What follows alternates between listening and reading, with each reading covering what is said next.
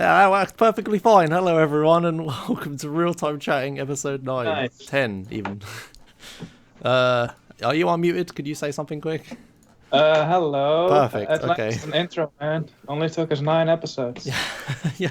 Well, a whole year, man. It took you a year. Yeah, man. We've done all of 2016 without an intro. But we're back for the year. We had one episode break, which I'm glad because I was really ill. And now we have an intro and everything. It's wonderful. Yeah, man. So much has changed. So yeah, I'm here as always with S. It's me. How are you, S? I'm alright, yeah. Alright. And today's guest is Sigma, or Sigma Sin as his Twitch is, which is what I put in his name box. How are you, Sigma? No, I'm doing pretty good. How are you guys? Yeah, it's alright. Still, I'm like at the tail end of a flu, so I've got a bit of a cough, but that's about it. Fine. But yeah, You can tell. right. So what have you been doing these past 2 weeks since the last episode? Oh god, being sick.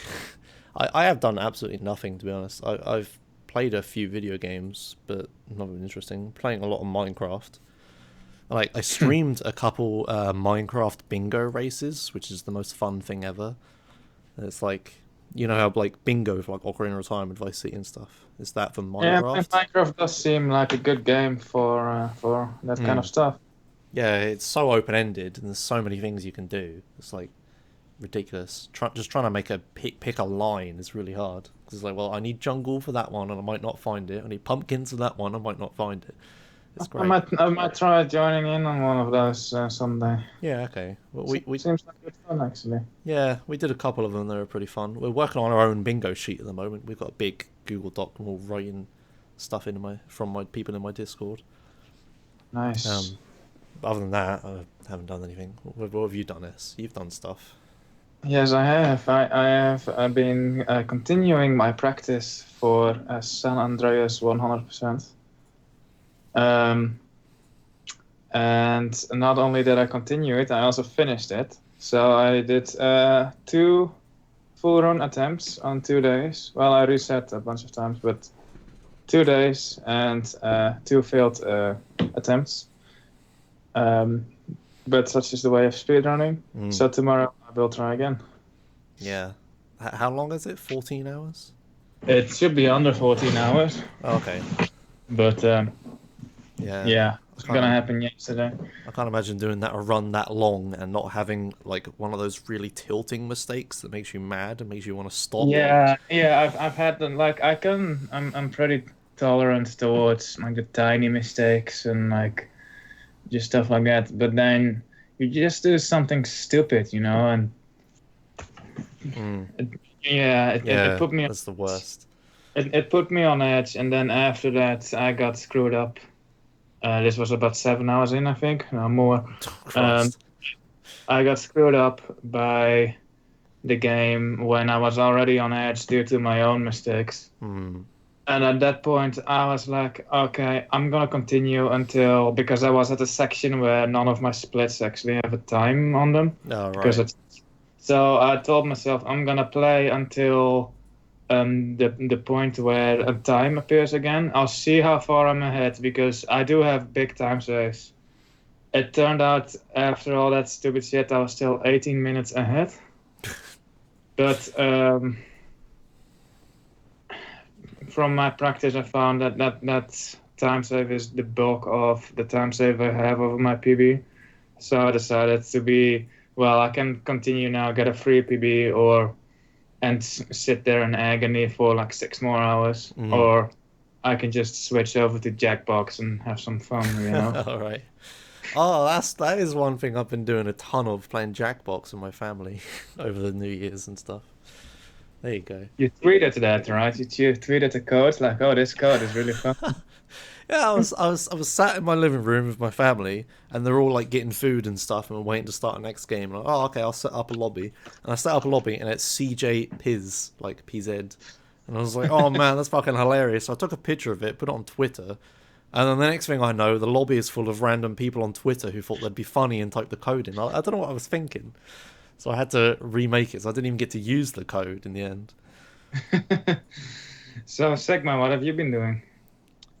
Well, Ori's in AGDQ, so I've been practicing for that, and more Ori, and more Ori generally. Yeah. Just lots of Ori, yeah. Yeah. Hmm. Still going strong. That's why we have you here, man. Yeah. There you go.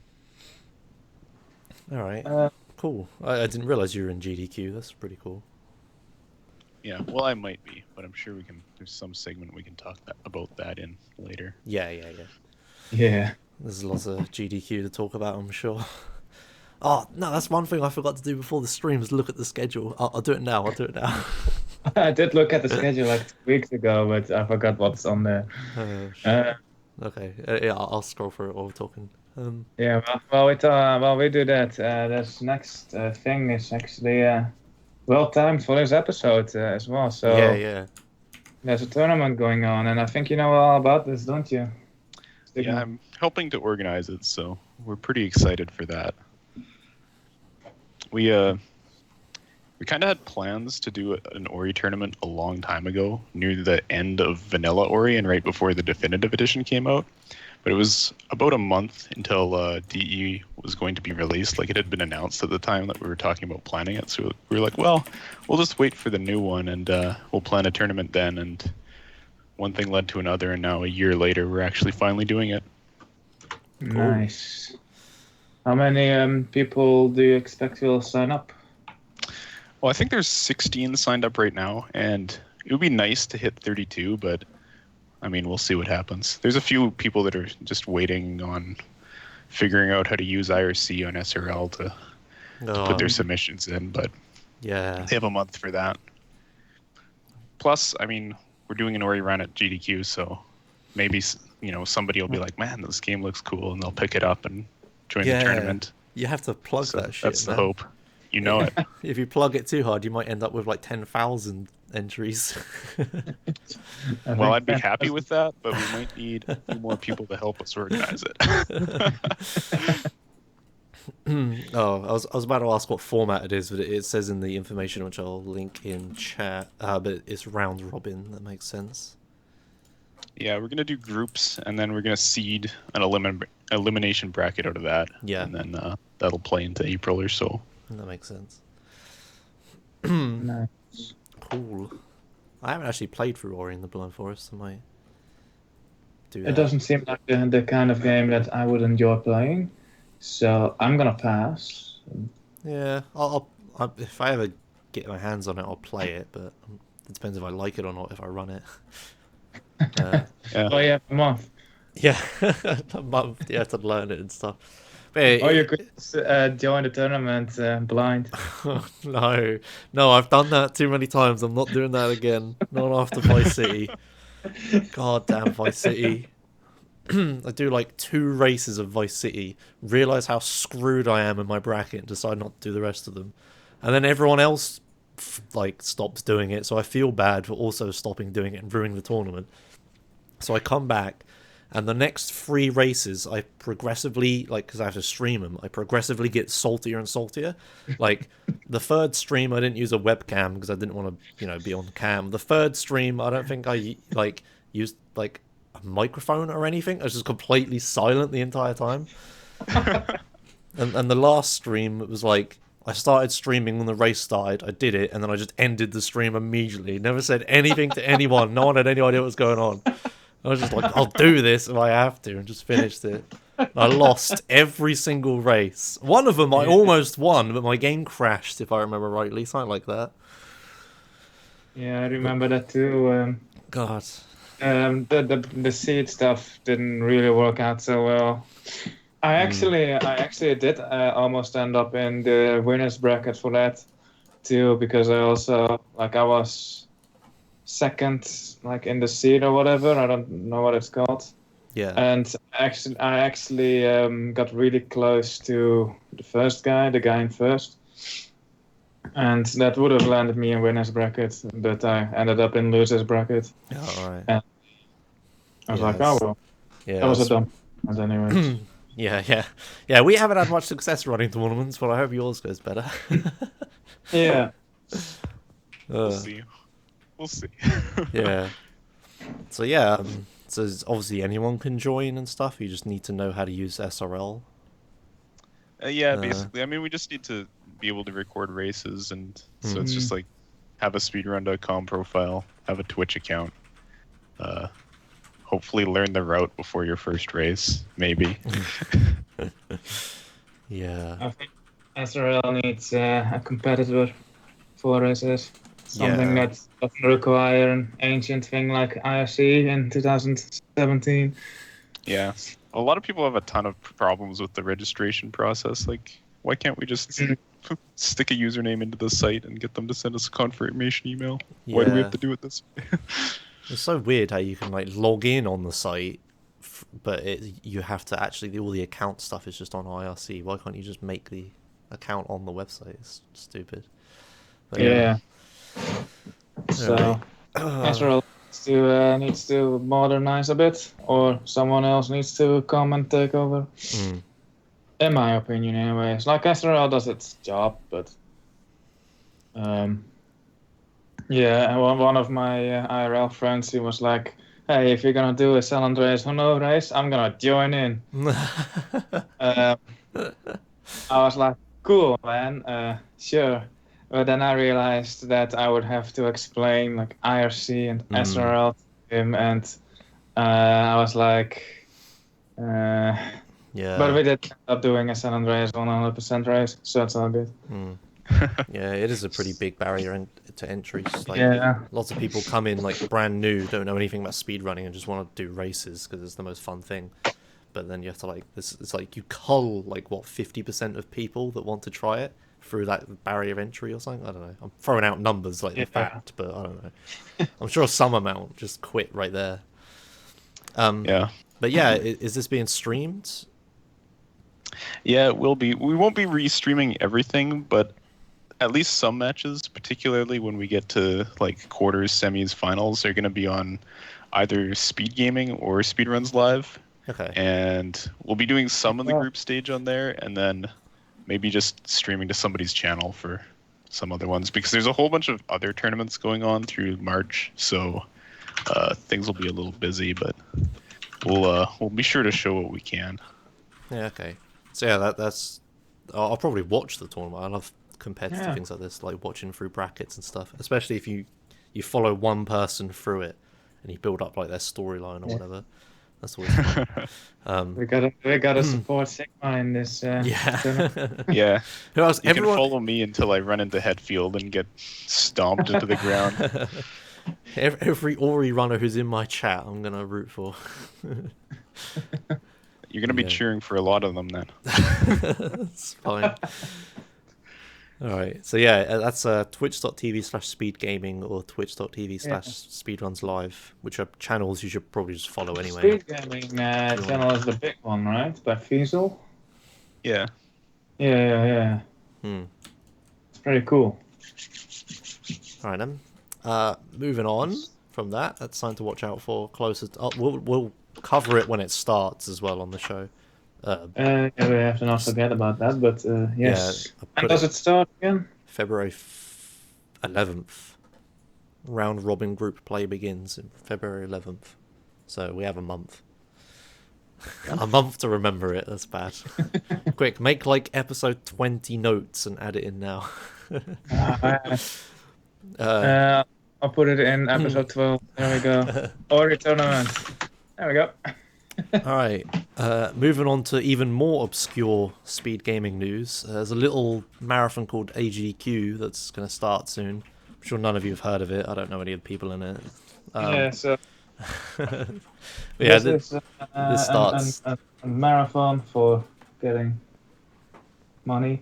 Is this the good charity or the bad charity? Sorry, is this the good charity or the less good charity? I forget which is which. How do I actually get to the information page? I'm pretty... Yeah... This is the less good charity. Okay, that's fine.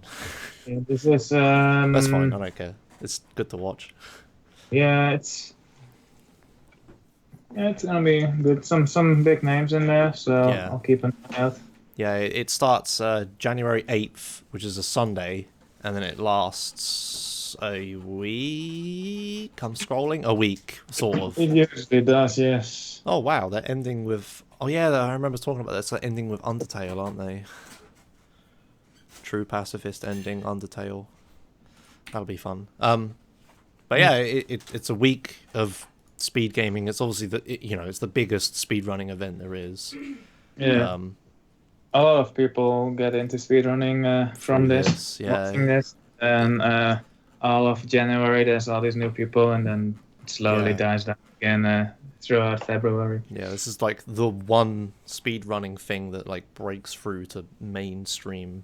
Like I see it on like Reddit R games and stuff, like non-speedrunning place. Yeah. So yeah, this is the place to be for the week. I know I'm going to be watching it all because I'm into Minecraft at the moment, so I'm probably going to just watch. Minecraft is like a perfect stream watching game because you're just like clicking on box, like mining or something without thinking, and I could just watch this. So I'll be watching this all for the week. I'll try to watch as much as possible so I can talk about as much as possible. Yeah. I'm personally not a big at watching rounds.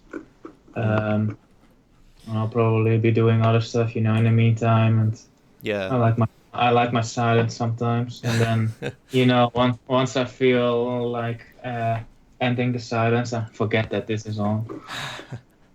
So I'll have to not do that, and I'll actually not be an ignorant fool for once. Yeah, there's like a lot of people just watch it to watch the runs they know of people they know on games they know. But I find that's the wrong way to watch these things. I try to go out of my way to watch everything I don't know, because I find so much like that. Yeah, that is true. Like all of the stuff I want to watch, I'll watch the VODs in like a week later when I'm out of stuff on YouTube to watch or whatever. But that's a good mindset. Yeah, there's always like something like everyone on Reddit or whatever is like exploding about this run that I didn't watch because it wasn't a game I didn't care about. It's such the wrong way to watch it. But so yeah, I'll be watching the whole thing. Normally there's a lot of like bad runs and stuff on there sometimes, but sometimes there's that gem in the rough of something you've never seen before and it's so good. But yeah, Sigma, when's your run? I think Ori's on Wednesday around noon local time. I don't know exactly. That seems to make sense. Yes. It's still at DC, right? Yeah, that's around 1 p.m. local time. Yeah, it's just 6 p.m. for me, which isn't helpful for you. Yeah, and the reason I said I might be doing a run is because the Ori category this time is up to a bid war. So depending on what draws more donations, it's either going to be Vooligen running Zero Experience, or I'll run Reverse Event Order. And the other person's going to get to sit on the couch and make fun of the guy running. All right. In your completely unbiased opinion, what's the better run? Well, I mean, obviously I want to run, but they're both very entertaining, and Okay. I'd be just as happy to see Vooligen do Zero Experience because that category is certainly something. Zero experience. Okay, that's interesting. So you just don't pick up any XP. Yeah, basically throughout the game, like the experience drops are these like little orbs that fall out of everything you kill, so you can kind of jump around them, but you're really, really not meant to. So it's like, especially the early game, there's like walls of, spikes that you're supposed to kill, and then they shower experience everywhere, and you have to do some little tricks to get through it all, but it's quite something. And then there's some other restrictions that make the category really fun, like it's glitchless, so you can't just cheat your way to the end off of the first platform in the Ginso tree. And because Vooligen likes suffering, you can't pick up any health or energy, so you can't save more than once at a time, and everything pretty much one-shots you once you get about halfway through. So that's good. All right. Is there anything else on GDQ that you're going to be commentating for or watching?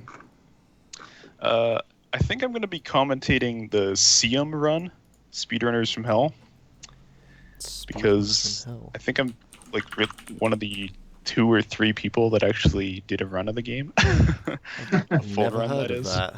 Okay. Yeah, what is it? So basically, it's like an individual level style game. So it's like a first person shooter platformer, basically.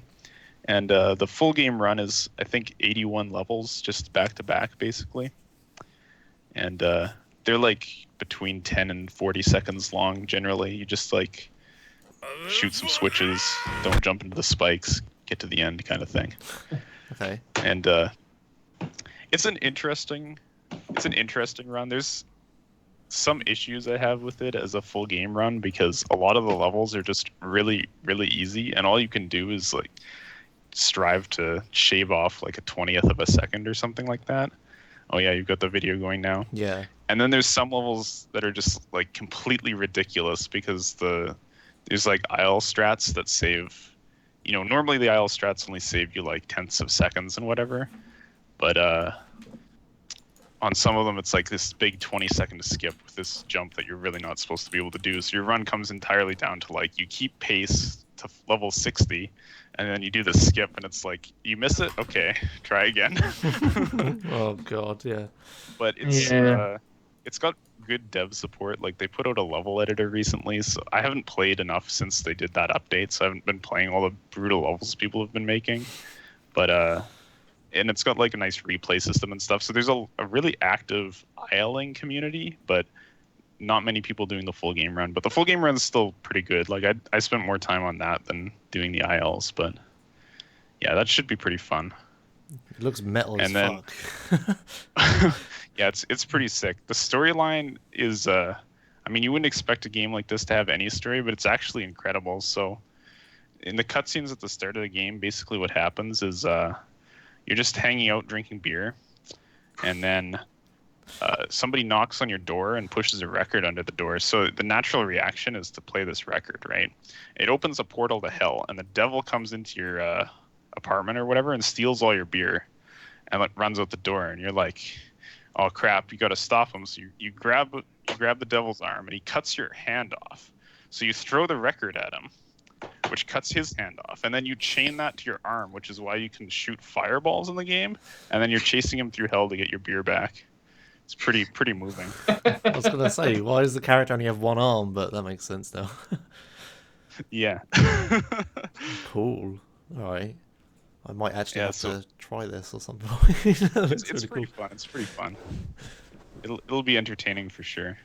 Yeah. I'll have to try and remember to watch this then. And then there's a few other runs that I'm going to be watching. Hopefully I remembered everything that I'm going to be in the front row screaming about. But Kalimba will be pretty good. That one is... It's this... I think they're playing the co-op mode. So this game kind of messes with your head to begin with because it's just like a platformer where you're controlling these two totems which can like switch places, and like depending on your totem color you can get through an area or not. So it's like a puzzler basically. But in GDQ he's going to be running the co-op mode. So the guy's got 4 totems and he's like controlling each set with one of the analog sticks on his controller. And I mean I did a blind race of this to get myself ready, and I really don't think that people should be able to do this to themselves, but yeah, that run's going to be fun. It's really crazy how fast he can go when he's somehow managed to split his brain into controlling 2 different groups at once. Yeah. All right. Cool. Yeah, I'll have to watch that. That sounds pretty impressive. All right. As again, I just said, you should watch the games you don't know. Mm. And yeah, from the sounds of it, I should be watching this. Yeah, it's gonna be fun. Also on the same day, these are all like Monday morning, I guess. I'm gonna take a look at Salt and Sanctuary, run by Grim. Grim's an old Ori runner. We managed to drag back in to come run in the tournament. But Salt and Sanctuary is it's like 2D Dark Souls. So oh yeah, I've heard of this. It's a boss rush basically, because he's gonna be running all bosses. Any percent is really short in that game, but all bosses is pretty sick because all you have is a weapon and you get like 1 to 2 shot by all of them, so it's pretty tense. Okay, cool. Yeah, I'll have to watch that. Yeah, it's like it is basically just they took the design of Dark Souls and they just made it 2D. So yeah, pretty much. pretty hard. All right, cool. I'll have to watch that as well. That's right. So yeah, it's right after Speedrunners from Hell, so I'll probably be Yeah, is it gonna be a watching. busy Monday morning for you? Yeah. Yeah, All but I'm right. all right with that. I mean, I have to get up early for Kalimba, but then I don't think there's any other early morning games that I'm going to force myself to be in the audience for. But I'm definitely going to be catching VODs later. Yeah, yeah. Something I definitely found, going to GDQ versus just watching it is when I go there, I really don't actually watch nearly as much as I would from home. Yeah. Yeah, that happens to us at ESA as well. Like when you're at the venue, you're having too much fun with like other speed friends and stuff. You're not actually Exactly. you don't give a crap about the stream. The stream could be down for all UK. You really don't give a crap. You're just hanging out with Yeah. people. The whole Like- ESA stream was just down the entire time, and Yeah. something was wrong. Yeah, And none of us cared. I hardly noticed myself because I didn't have any runs on the. Yeah, I had a lot of fun at ESA even though I didn't do any runs. It's just hang out with people. It was really nice. So yeah, you obviously know people there. There are other Ori runners or. Oh yeah, there's gonna be a whole bunch of Ori runners there. Like, man, how many? 8, 10? It's like the biggest gathering of Ori runners the world's ever seen. I think you can claim that. Yeah. Nice. All right. Gonna have a pizza party with all the Ori runners. Yeah. Oh god, the GTA speedrunners pizza party. Christ. Let's Yeah, but- never do that again. That poor pizza guy. It was yeah. we had a pizza party with all of the GTA community who was there, and you'd think it's like 10 people, alright, but I think it was like 50 or 60 people. Yeah. And the pizza guy was one person making the pizzas. Yeah, we were like, hey, we're all gonna go for pizza. So we walk out. There's this massive like pizza building, and you think it's gonna be like a proper restaurant with like at least 10 people in there. We walk in, and it's just all chairs and stuff, all empty, and there's just one guy behind, probably about to close or something, and then 50 people, like all being like stupid teenagers or whatever, walk in. And like, yo, we want one of everything. And he's like, oh my god. So he's like organizes us into groups, like you number 1, you number 2 and stuff. And then when we all had our pizzas, we all started randomly clapping and crap. Because I don't know what started it. I was in the other room. I'm in the other room, and then I just hear clapping all of a sudden, and we all just start clapping. I'm like, what are we clapping for? The guy? I think it was like a genuine thing at first. Like Peck was holding a short speech, It was all serious, and then after that, like Adam AK, being the troll he is, he wouldn't stop clapping. So he just sat there for a while, and I decided to just join him in the clap. God. From there we decided to just make up stupid reasons to clap, but it started off genuine, I think. I actually don't think we tipped because it was all paid by the GTA Marathon Twitch channel, Yeah. like the Twitch revenue from that. So I have no idea if we tipped or not. I hope Shans did. Just threw a load of money at him, like there you go. I don't know, but yeah, that I mean, it was cruel, but it was fun. So and we all went out onto the road and took a big group photo. A load of cars going. Oh, we were clapping all the cars going past, and they're all wondering what the hell's going on. That was good. We were a group of drunk people, and we weren't even drunk. Yeah, yeah. I probably thought we were absolutely wasted. Just walking us around some random industrial centre in Sweden, just clapping everyone that goes past. There's that one guy on a push bike that just goes past. He was loving it. Okay, anyway, let's reminiscing about ESA more AGDQ. Does anyone else have anything they want to highlight from this? I just spotted Doom 2016 by Blood Thunder on Wednesday. I'm definitely watching that. There's some games by people I know, like the Turing test. I have no idea what it is, but I know Azure, so I'll probably tune in for that. Okay.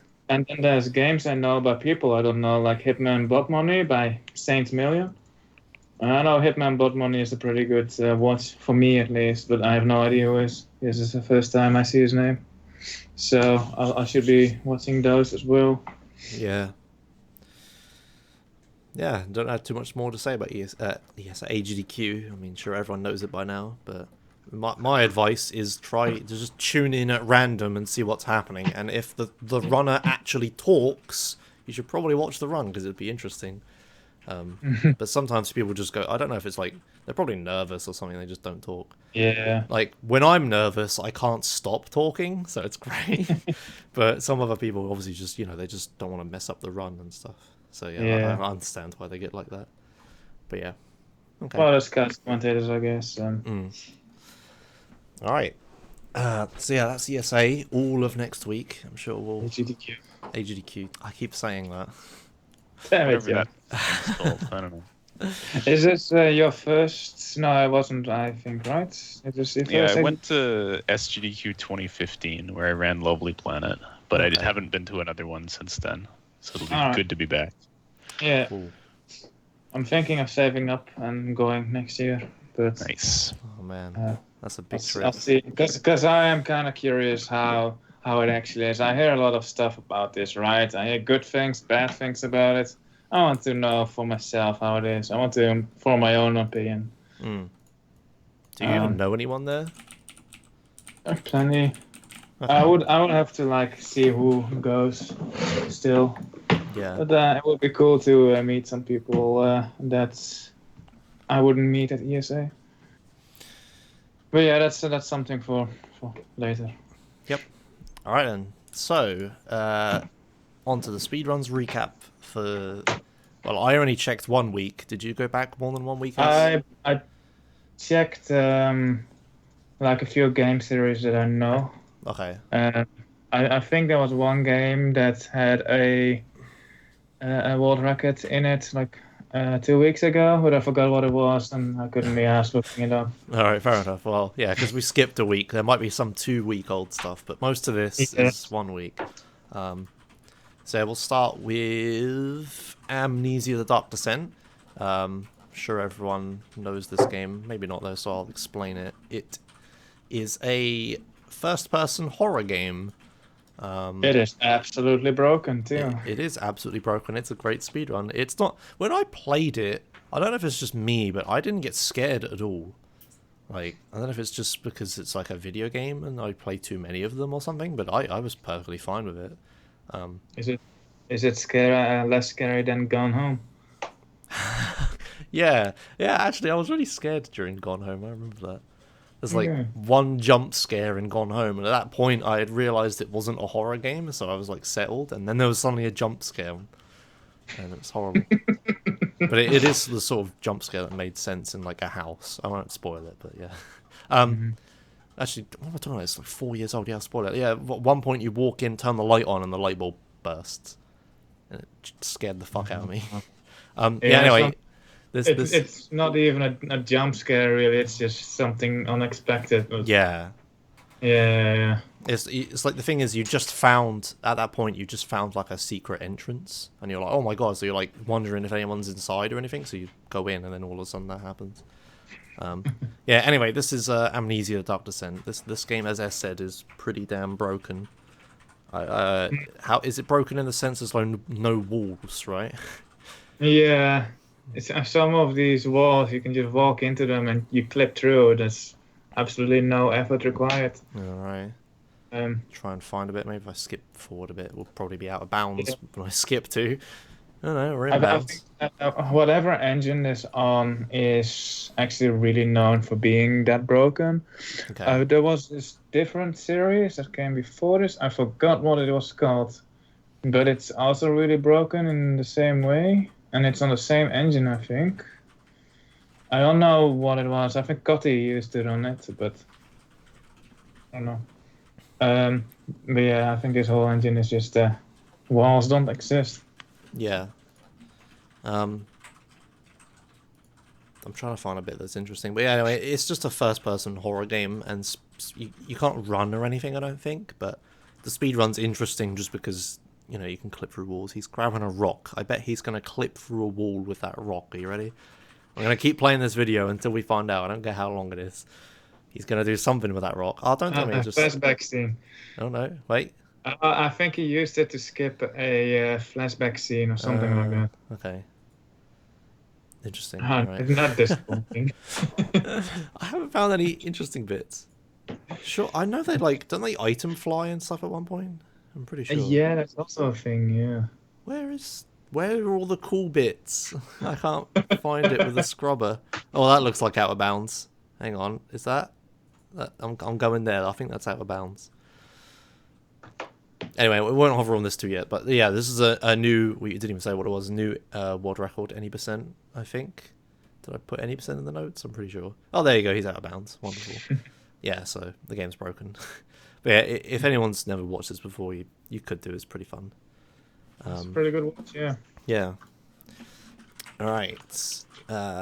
Next is actually very interesting. Let's check it. Okay, so next is Super Hot VR by some guy called Bean. VR.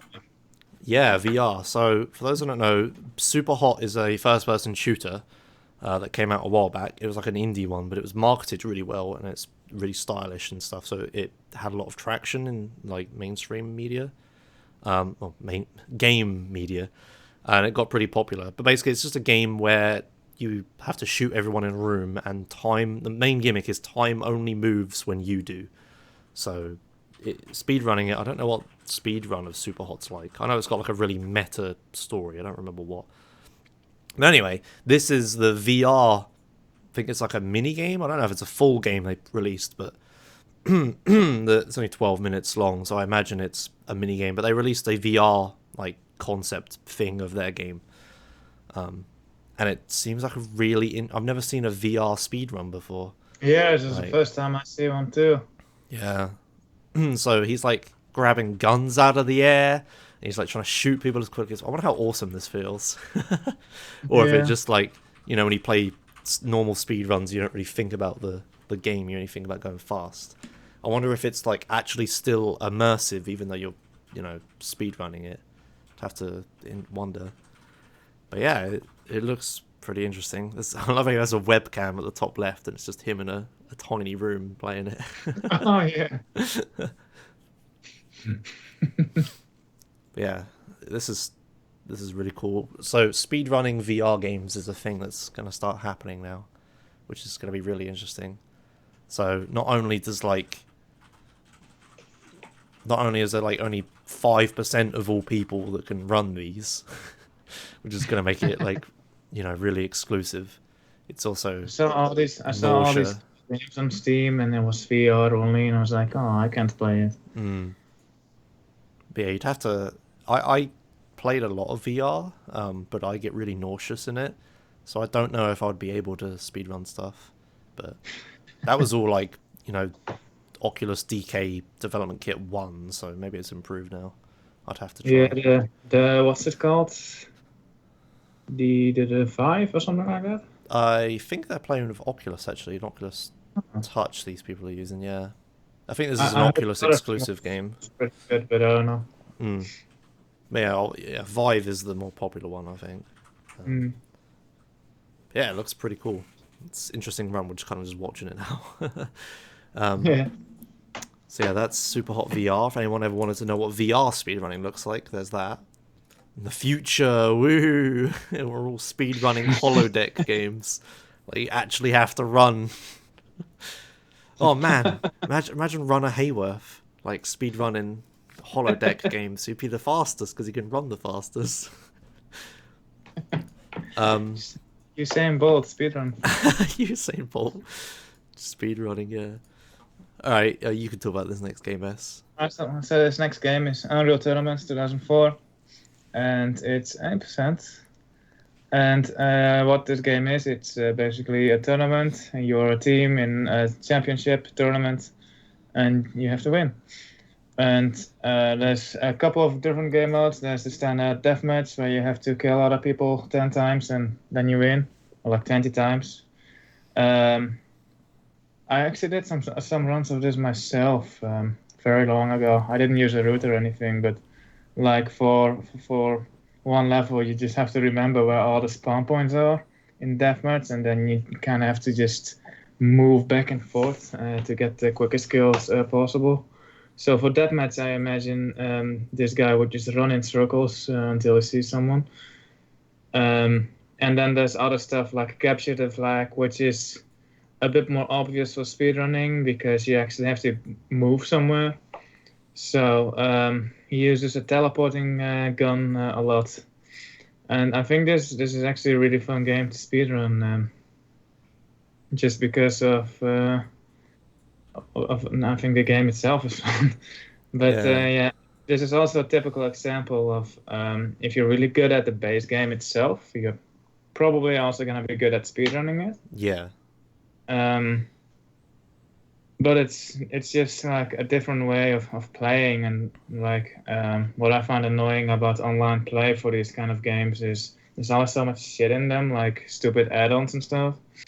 So I'm just gonna play against bots. I'm gonna do a speedrun. Yeah, that makes sense. It looks like he's delivering a ball or something.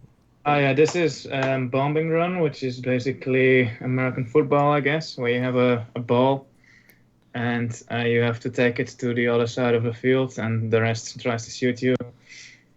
So yeah, it's American football with guns. And now he's doing something. Oh yeah, the teleporting gun. I see now. He's like throwing a disc and then teleporting to it. That's weird. So now he has the ball, and he can teleport while holding the ball. He also can fire guns while holding the ball. So he just takes. It seems like he's taking a mix between safe and quick to the actual goal. And now he's scored. Yeah. It's a bit difficult to see because he disabled the weapon view model. Oh, right. You can never tell what he's actually equipping. Yeah, you have to deliver the ball like 4 times, I think, in this level. Okay. But yeah, it's just a lot of running. Actually, I think the Bombing Run was really fun for when I did speedruns because you have to find the quickest route to the enemy goal without dying. It's really funny. The more I learn about Unreal Tournament, the more I realize that Halo is just a bad clone of it. Like here you have like guns that make you teleport and stuff, but to me it's like Halo. Like there's a bomb and you have to go deliver it. But yeah, I guess it's obviously this is before that. All right, cool. I don't think this game mode was actually very popular among the community. It was probably my favorite game mode, but I don't think it was very popular among the community. So yeah, you don't hear a lot about Bombing Run, but you know there's the default stuff: Capture the Flag, Deathmatch, very popular. Yeah. Well, yeah. All right. Have I been splitting? I have. Good. The next run is a user submitted run. Who submitted this? Did they give a name? I don't think that is actually a thing on the forum. Oh yeah, I think I ask that every time. Well, it doesn't matter anyways. Yeah. This is Scribblenauts. Have you played this? I have a tiny bit, I think, but I know of it because I've watched like Taz's of this game. Which is amazing, by the way. Sigma? I think he's gone. Sorry. Well, I was zoned out looking at whatever this is. I haven't played this before. You haven't played this? Okay. Have you played it, yes? I've played it a little bit. Okay. Well, I got stuck at one point and I had to clean up nuclear waste, and I typed in waste disposal and it didn't work. Yeah. So basically this is just like, it's supposed to be a kids game, but it's like one of those kids games that's just a good game in general, so adults can play it.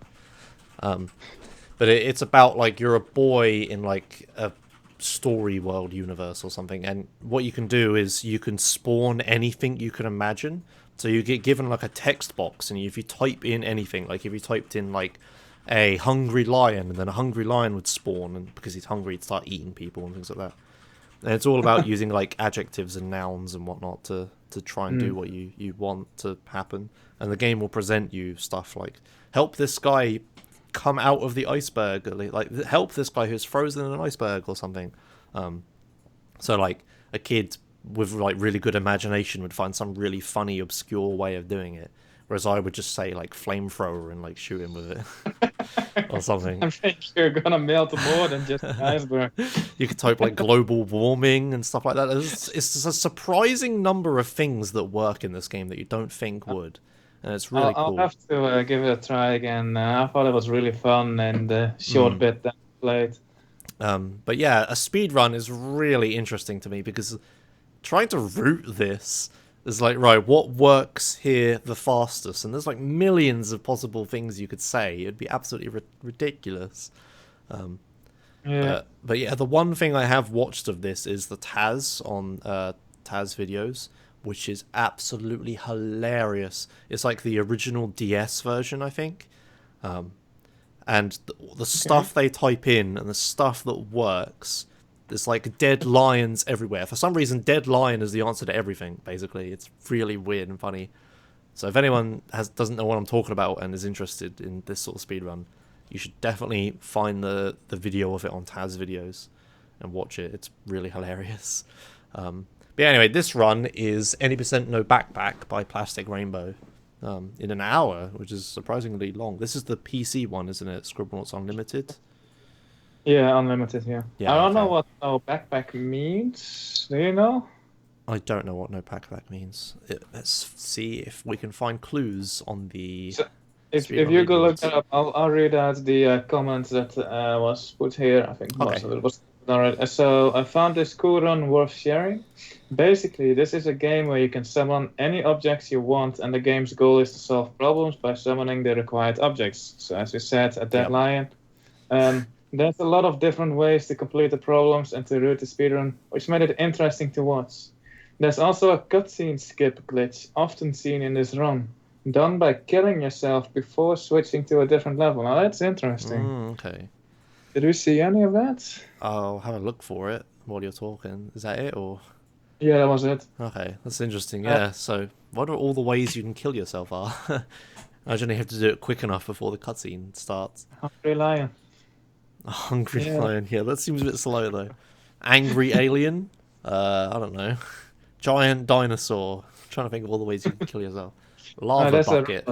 so. But yeah, this is definitely a really cool game to watch and play, actually. So if anyone Yeah. has like an hour to spare after this, I would definitely, of all the runs we've highlighted, watch this one. This is Yeah, probably I'm awesome. like, I should watch this run, but also I'm like, I should play it instead. Yeah, if you want to play it, I Now wouldn't I- spoil yourself.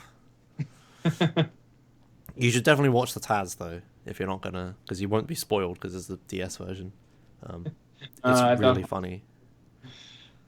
I can't remember why, but I know it's really funny. Alright, cool. Alright. And the last game, is it the last one? Yes. Not really a run or anything, but just as like a backtracky sort of thing. 7 days ago, I think, a Super Mario 602 star race happened. Oh yeah. Which is basically, it's like every Super Mario game, right? Like every single, it's like, basically it's every Super Mario game 100% for like Yeah. normal speak. Basically, but they have to get like every single star, which is like the collectibles in every single Super Mario game, and it's really really long. I think the record on, because they have multiple Mario games, the record is by Value and it's like 21 hours, and some other ones here which are 38. So being able to like 100% every Super Mario game, you'd have to be pretty good at all of them to get a decent time in this. But yeah, that's already happened. There's nothing to watch, but if you have 21 hours to spare and you really like Super Mario speedrunning, then I know where to send you. And it's there. So if you want to watch every Super Mario game, I think it's just is it just the 3D ones? I imagine it's just the 3D ones. It looks like just the 3D ones. It's Super Mario 64, Sunshine, Super Mario Galaxy, and Super Mario Galaxy 2. Okay, so all the good ones, basically.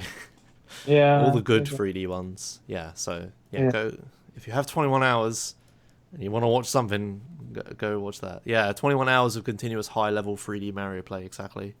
It's really good. Alright then, so that does us for Speedruns recap. There wasn't too much this week, because, you know, New Year and Christmas and whatnot. I imagine some speedrunners have lives. We didn't do our research. Yeah, that as well. But there's also nothing to find because everyone wasn't speedrunning, I hope. Yeah, Everyone makes was sense. with their families and friends and stuff. All right. So that Ooh. moves us on to Into the Spotlight and Ori and the Blind Forest Definitive Edition. Yeah, so I think we covered this game in the speedruns recap, like every other episode We didn't do it until this now. week. Yeah, I didn't do it this week. Maybe we should have. Maybe there has been a PB recently we didn't check. But yeah, we've always been sat there like, yeah, I don't actually know about this game, so yeah, here's a new world record. Have fun. But tell us about this game because we're pretty curious. All right, so the original version of Ori came out. I wish I remembered the date. I think it was like March 2015. That doesn't even sound right. Whatever. It came out a long time ago. No, that. You're actually right. 11th of March, 2015. Oh, how about that? Yeah, there you go. Cool. All right. So, the game is like sort of a precision platformer, Metroidvania. So you're basically running around this forest trying to save the world or whatever, and picking up basic stuff that increases your movement ability. So all you can do at the start of the game is just jump, and that's it. And then you get the ability to attack things, and then you get the ability to jump off walls, and you get the ability to jump twice. And then, like in this clip, this is like most of the abilities we have. So you can like throw enemies around, you can dash places. It's really picks up fast. Like the game starts off pretty slow, and then you start going really crazy quite soon. Okay. So it's like a fast-paced run then, like all this skills you're juggling and going fast. Whoa, it looks like you're going fast. Yeah. Right here in this part of the run we're watching, he's about to pick up probably the most broken skill in the game, which is called Charge Dash. And just to put into perspective, at the start of the game, you run at a rate of, I think it's 11.66 units at max just running speed, and Charge Dash starts you off at 100. And there's all sorts of glitches you can do to continuously Charge Dash when it's supposed to normally be draining your energy. So if we watch for like 30 more seconds, we're going to see one of the good Charge Dash bugs here, Okay. which is pretty crazy. And I clicked on a good part of this video. Oh yeah. I think actually in some of the other clips I'm gonna do this part, so we'll probably want to stop it after this, but we can at least watch this rocket jump. Okay. Which is what he's gonna do is he's gonna get this. There, he leveled Charge Dash just now. He's gonna grab this frog, and then he's gonna Charge Dash at him and interrupt the Charge Dash, and then it's gonna forget to decelerate him. Oh, good. And he's just gonna jump like 5 screens up. So yeah, it's pretty Nice. good. But yeah, so the original version of this came out like March 2015, and it was pretty good, but it didn't have that Charge Dash skill. It didn't have dash, which is like the horizontal burst of speed that the guy was doing, and it was still a good run. But the definitive edition, which was March this year, really added a lot to it. So it's a lot more popular for a run. Like basically once the definitive edition was out on PC, like nobody's done a run of vanilla since then, because you just don't want to be running slowly and like hopping along these corridors when you can just be flying through like this. Like you just see how good the skill is. And you can get it almost immediately in the first like 7 minutes of the run, so it's pretty Nice. sick. So was it like a free update, or did you have to get it again? What? You had to buy the upgrade, but if you had the base game, I think like the upgraded game came out for the same cost. But if you have the base game, it's like 75% off, so it's like $5. Oh, that's right then. Yeah. This is made by Ubisoft, right? Moon Studios. Oh, okay. I thought it was published by Ubisoft for some reason. Huh. Nope. So it is I don't actually an think indie game. Moon's actually made any other games that I know of. Okay. If they have, then I've been very lax in finding it. Interesting. All right. So yeah, so it's just like a platformer game. There's like 2D platforming, Yeah. obviously, but it's like Kind so of it's like, like Mega Man-ish. yeah, sort of. okay. So you go from, is it like completely linear or? No, well, it's supposed to be, but there's so many sequence breaks. So like right here, actually, probably easier to talk about some of the sequence breaks in the like list of clips later. But Yeah, fair enough. I think since it's like a full world and the entire map, like there isn't separate world maps for different zones. The entire map is just a coordinate system, so you can out of bounds anywhere essentially, as long as there's a setup for it. There's like a lot of stuff that'll prevent you from doing out of bounds, but like if you can get out of bounds and you have enough ability points to walk around in the void, then you can get anywhere. Cool. So that's pretty That's cool. interesting, So then. yeah, the route is very open, and we have to have categories with a whole ton of rules on them to keep the run sane. Like the most popular category is probably one of the most restricted ones because you're banned from going out of bounds. You're banned from doing teleport anywhere, which is a horrible glitch. Yeah, we've heard a lot about it.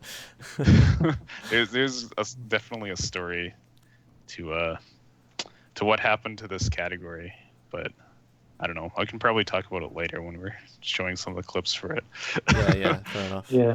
Is there I any think other we're to get a questions? clip going now, I think. Yeah, if you don't have any other questions before we do that.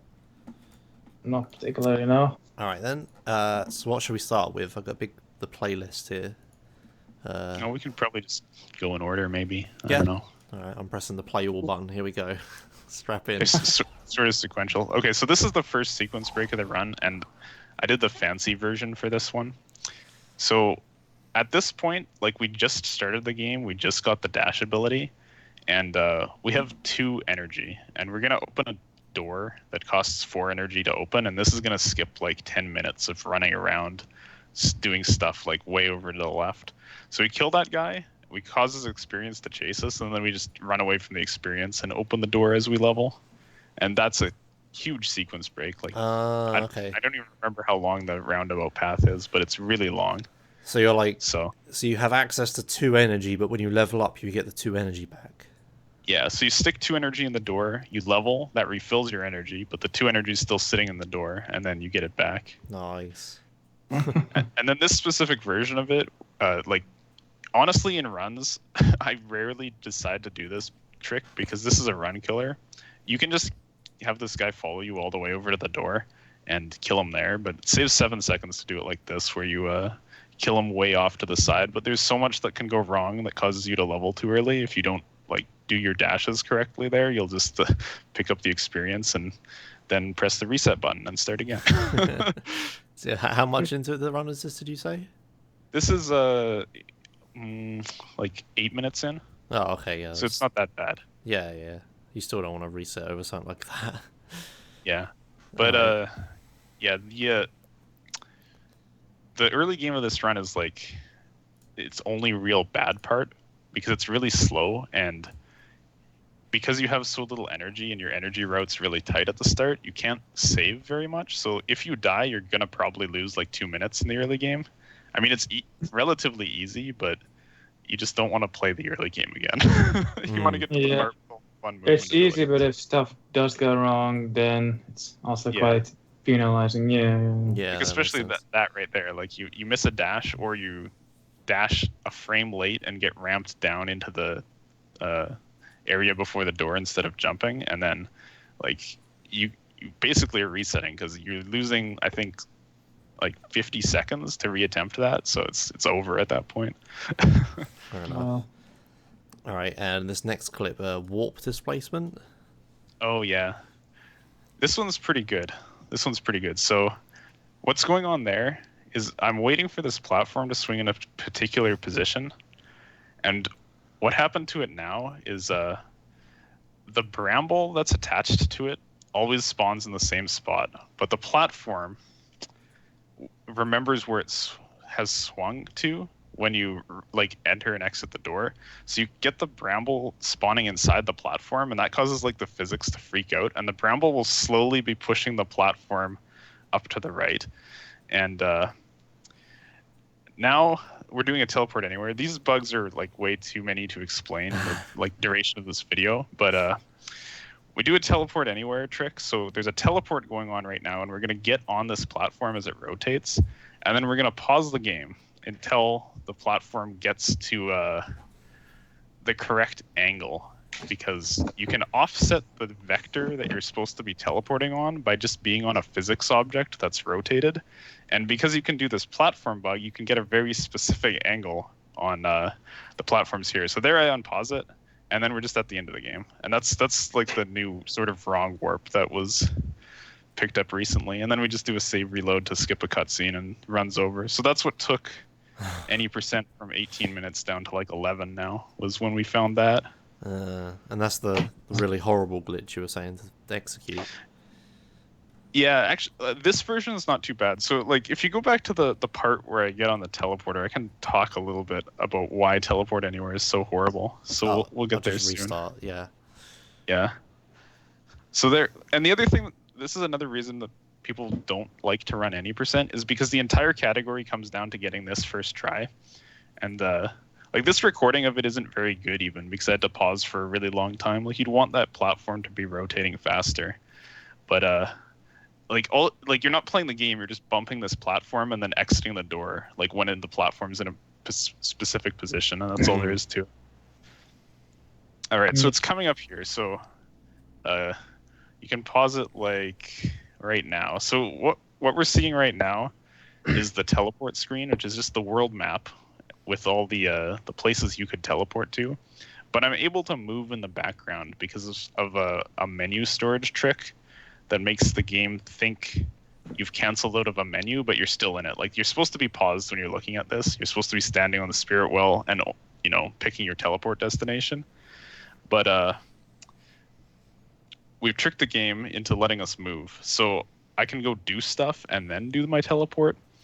And this allows for interesting bugs like the any percent one. Like, all I have to do here is run to the left and die to some spikes and then teleport while I'm dying, which will, you know, let me do what I did and have movement for a little bit before the teleport goes off.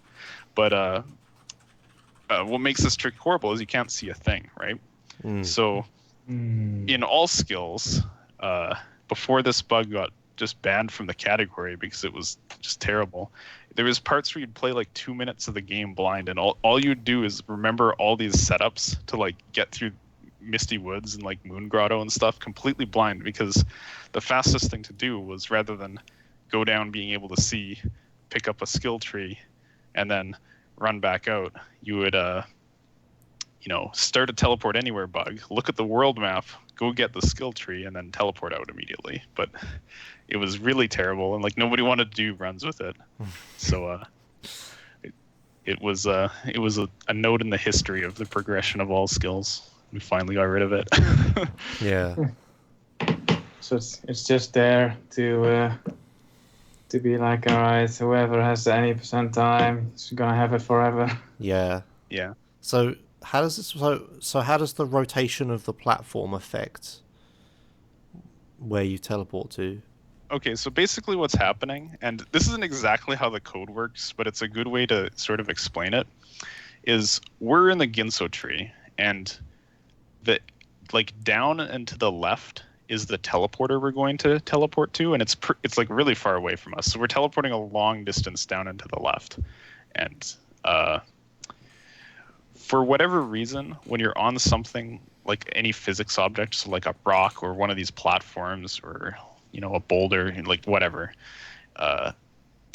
like basically if Ori's not standing straight on something that's able to move due to being bumped around by Ori, there's like some different code that takes over for like how you're supposed to be able to run to the right and stuff like that.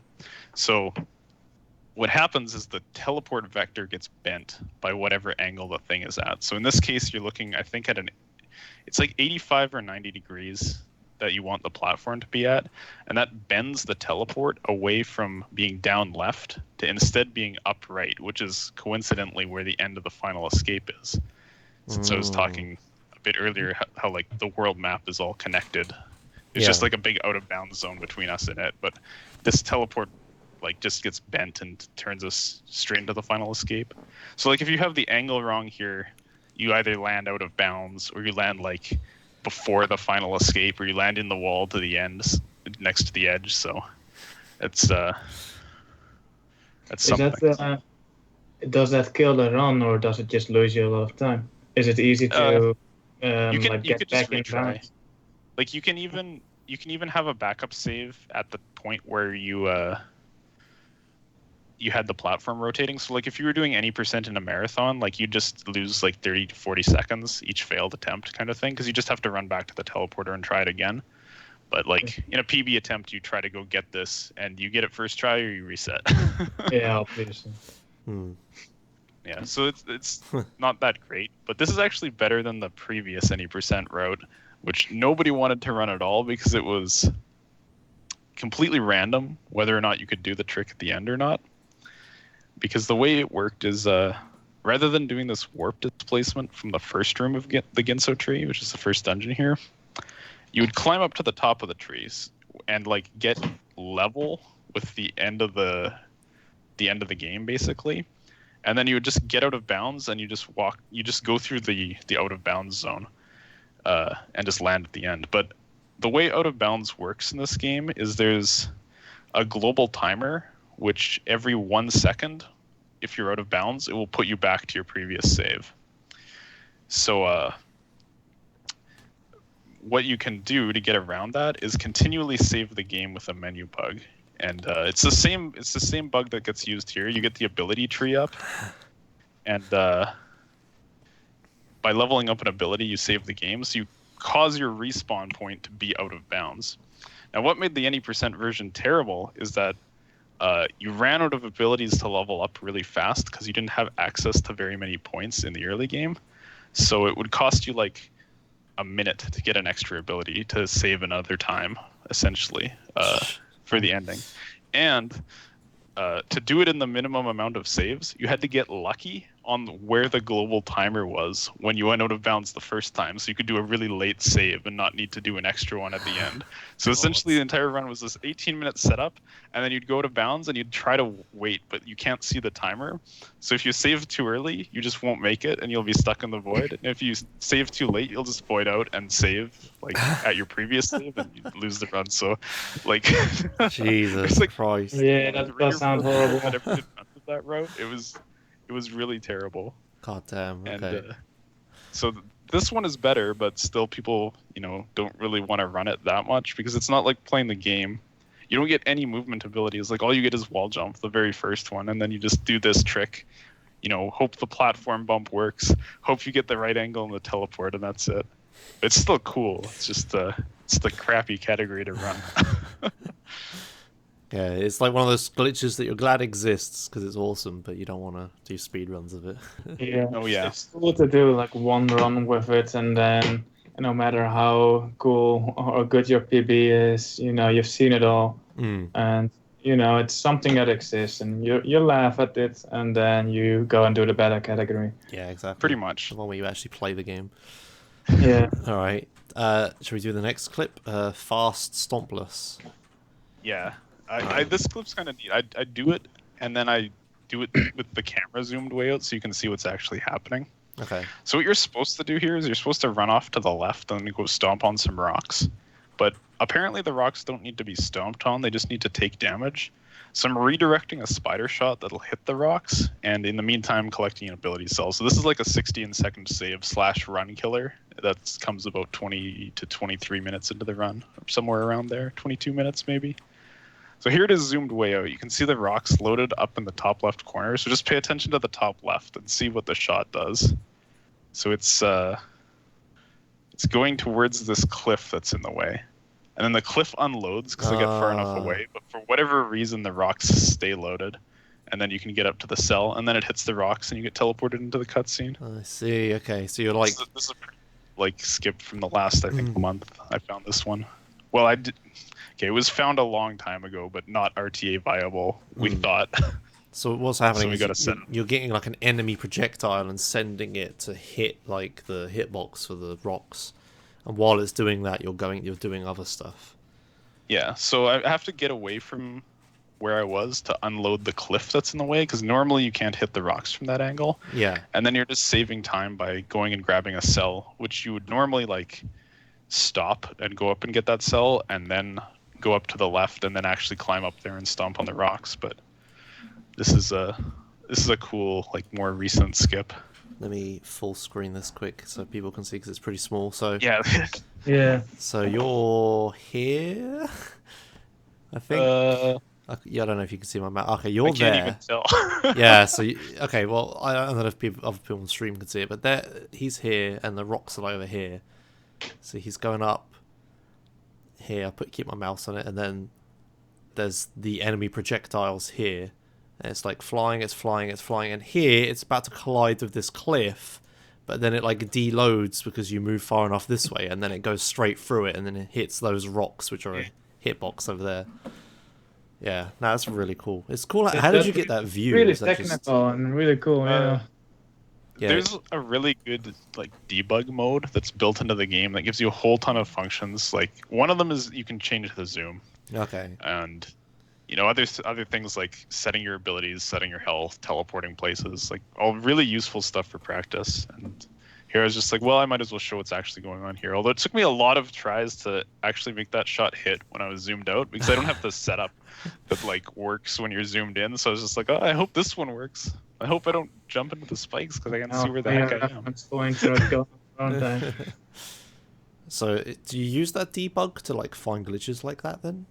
Like stuff that's off the screen. It's really, really helpful for glitch finding because it just speeds up your attempts of stuff. Like you don't have to go make a file that goes through like the entire game to the part you think there might be a glitch at. It's just like, okay, teleport here, give me like 50 abilities, give me like all the movement stuff, and then and also you can use debug teleports to just put yourself like out of bounds, like through walls. So it's like you don't even need to find a wall clip. You can like first see if a wall clip would be useful, and then you can look for one kind of thing if you want.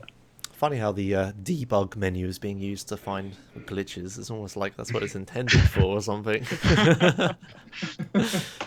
All right, that's cool. Next one, Sorrow's Pass, all skips route. Yeah, this is just cool movement basically. So we're gonna see the first thing we're gonna see is the rocket jump that we saw at the start of like that or the end of that All Skulls video we watched, and then this is a trick called Sorrow Bash. You're supposed to activate some wind in this area that like pushes you up, but instead you can just do some tricky bashes on the bird, and then we're just gonna repeatedly rocket jump to go straight up this area instead of doing all the roundabout side paths basically. Then we're gonna just dash through the laser because it's a suggestion. It should kill you, but it doesn't because you don't exist on it. On a frame, it checks for in there. In a frame, it's checking for damage. And now here is another trick called Frog Juggle. So we can't break the roof that's above us, but this guy can. So we're gonna take him with us. That's so good. Fortunately, he has just barely enough health to do this. Is this difficult to do? This is probably one of the harder parts of the run, especially because all these like huge rocket jumps take an energy, and you need to have like a save at the end of it in the route. So you can't save. Like this entire part has to be done in one save, or you have to like lose like 5 seconds to go get some extra energy. So this is like a big run killer, like especially like as you start learning the game. I think there's harder stuff to optimize later, but just getting through Sorrow without making a mistake on any of these tricks is pretty brutal. Yeah, like it starts off, so you're maneuvering this enemy over here so you can keep dashing at it so you don't fall into all the... This is all death, right?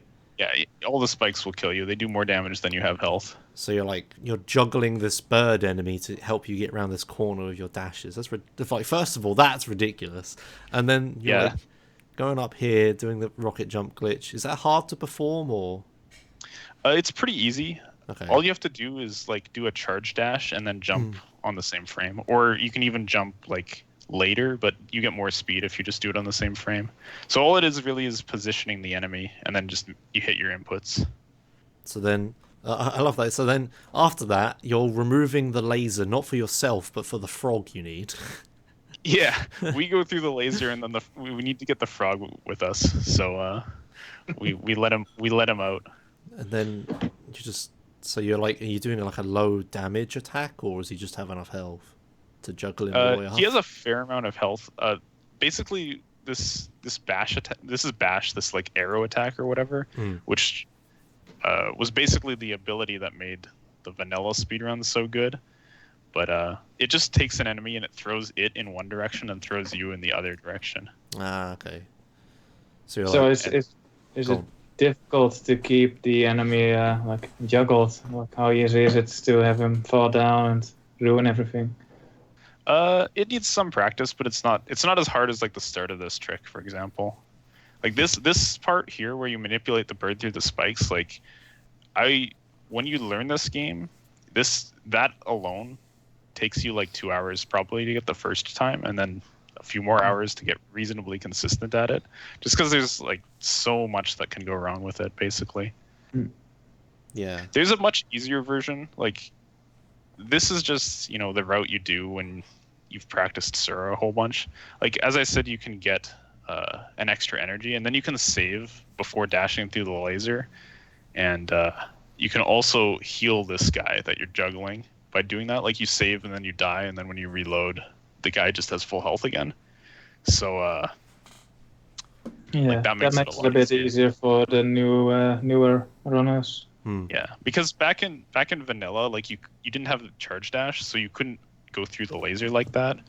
So juggling that frog is like a really old trick, basically. And I probably would have thought it was impossible to get him up with that little health if I had, done the much easier version many, many times before. Nice. All right.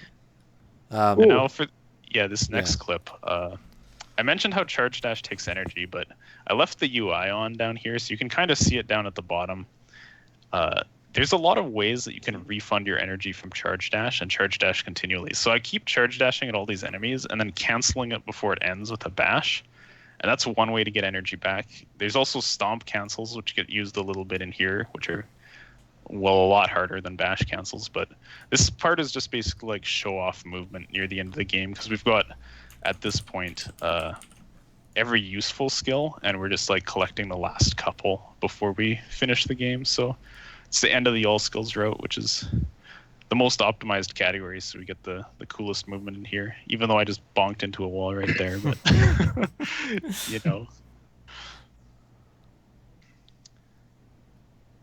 Yeah, it's definitely looks like a really fast-paced game. Yeah. Yeah. I think people compared it to Dustfall, so I can see why. Yeah, this area is really mean as well, because the spikes still one-shot you, and you can save, but it's faster to just use your energy on charge dashes, because you can't always get refunds. So you don't want to save. And well, you might want to save, but you can't if you want to be fast. Yeah, so cool. It looks like a really like from the sound of it, with like not being able to save and stuff. It sounds like an unforgiving run. Yeah. I mean, at first, like, you can just drop like one of the charge dashes out and put a save like wherever you want. Like, just spend an energy on it, leaves like 2 seconds. But it eventually gets to the point where if you make a safety save and you die, your run's dead anyways. So why bother safety saving? Yeah, exactly. Yeah. Because it's not just those 2 seconds, of course, that you lose. You also lose the time since that save. Yeah. So yeah, it's easy to get your run killed. That makes sense. Although there's definitely race strats you can do where you're like, okay, I'm going to give up this one charge dash and, not lose like 2 minutes on my death kind of thing. Yeah. Cool. That makes sense. All right. Yeah. Do I have more clips? Yep. Next one. That was the end of that one. This is reverse event order swamp early entry. Sorry. Oh yeah, this is good. Okay, so reverse event order is the category that I might be running at a GDQ. I was just about to ask about this. Yeah. So what it like events count as in this game is finishing each dungeon and getting the key to each dungeon. So that means you can't get the key to the first dungeon, and you can't unlock Bash, which is like your main useful movement technique, until way later in the game, because you have to set up an out of bounds to get in. So this is how we get Stomp in this category.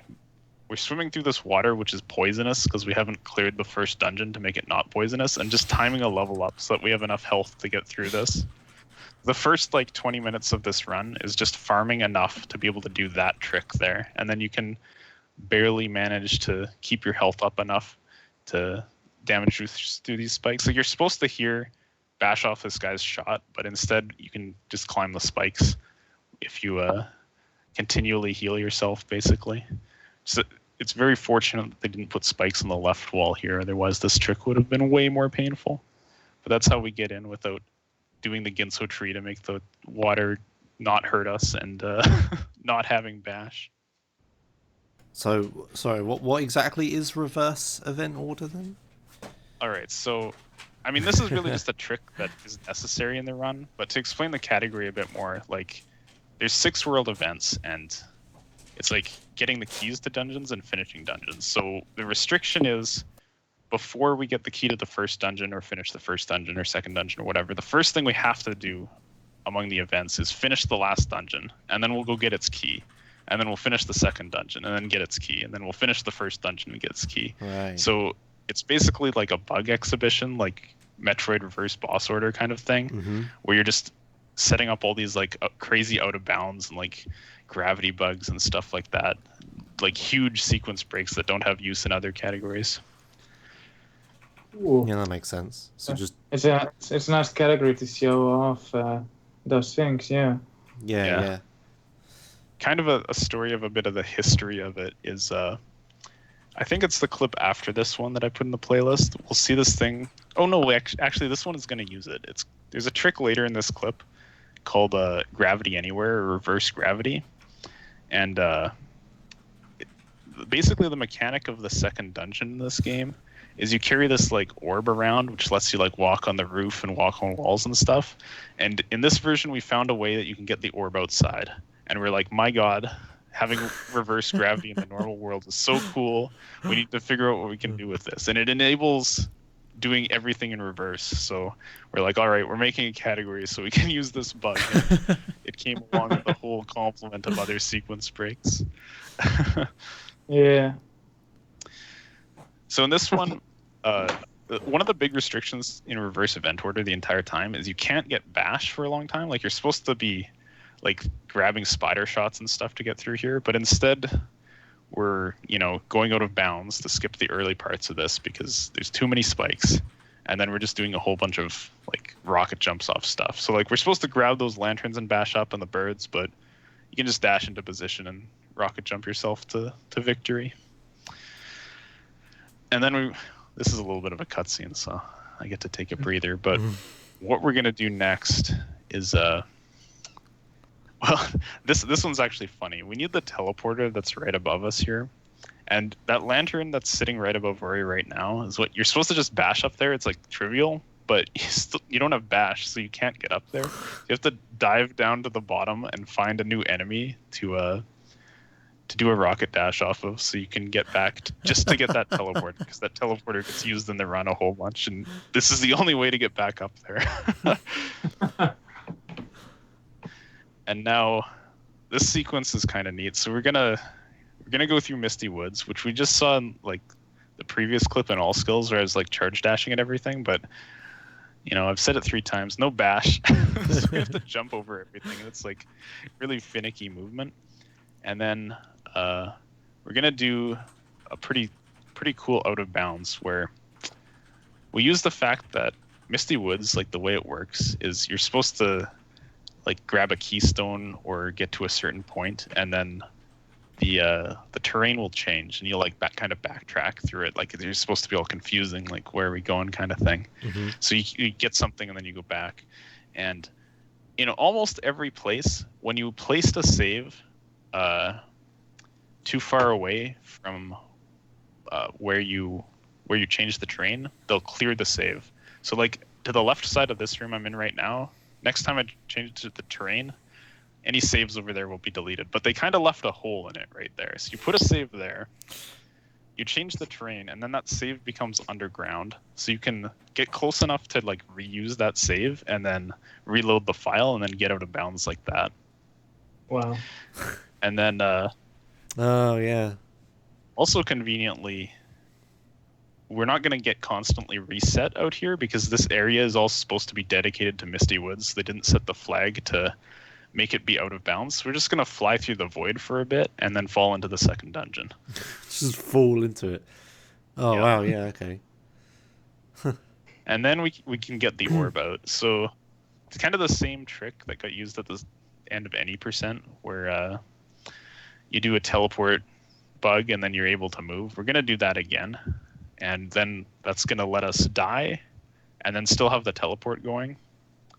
And then we're going to grab the orb and just reverse our gravity. And then we're going to be out in the world with reversed gravity, which is how we do the access the Suro Pass without being able to bash, so we can't manipulate the birds. We'll just walk in instead.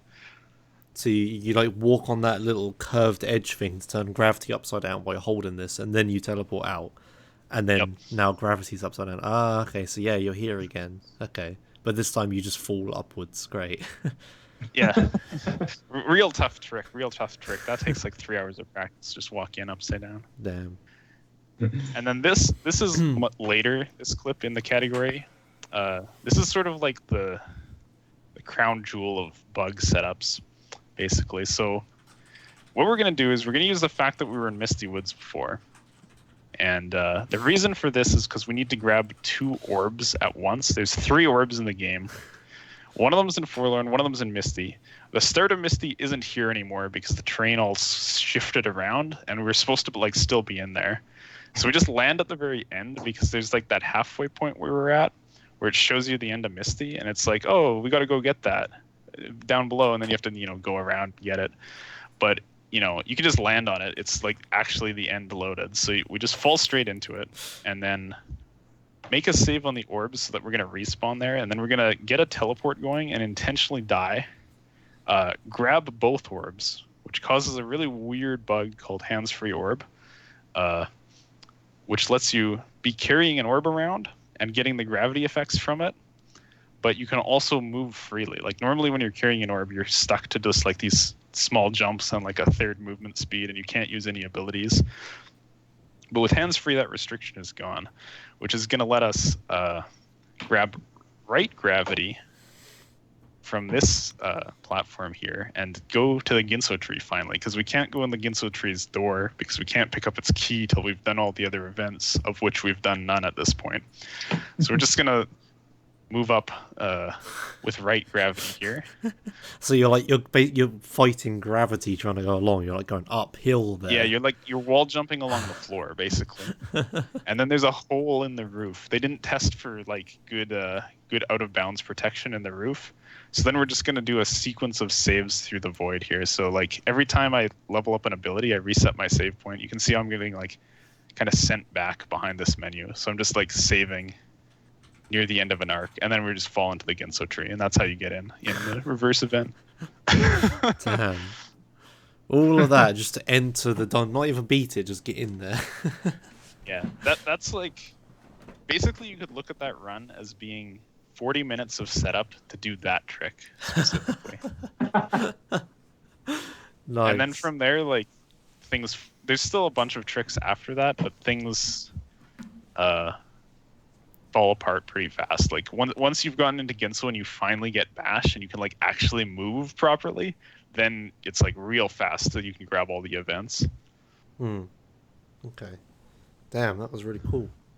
So I'll just let this video play for a bit. But is there any other clips you wanted to talk about? Maybe we can mention some. Let me see if of the other links I had. Although we already talked about warp displacement, so I don't really need to show that one.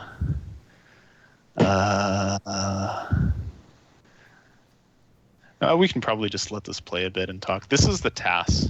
Oh, crap! Okay. How was a TAS made for this game? On what platform? Basically, Devil Squirrel's a genius. He did like all the auto splitter stuff for Ori DE. It was him and Adam Primer that made the auto splitter for vanilla, and then he took it over and did all the stuff for DE. Mm-hmm. And when he went further, because like he already knew a bunch about like how the game's inner workings worked. I helped a very little bit on this, but it's basically all Devil. So he wrote like a custom DLL for the game that hooks into like the game's like debug functions basically. to let you do things like frame advance and input record and like modify inputs and stuff like that. How? So magic.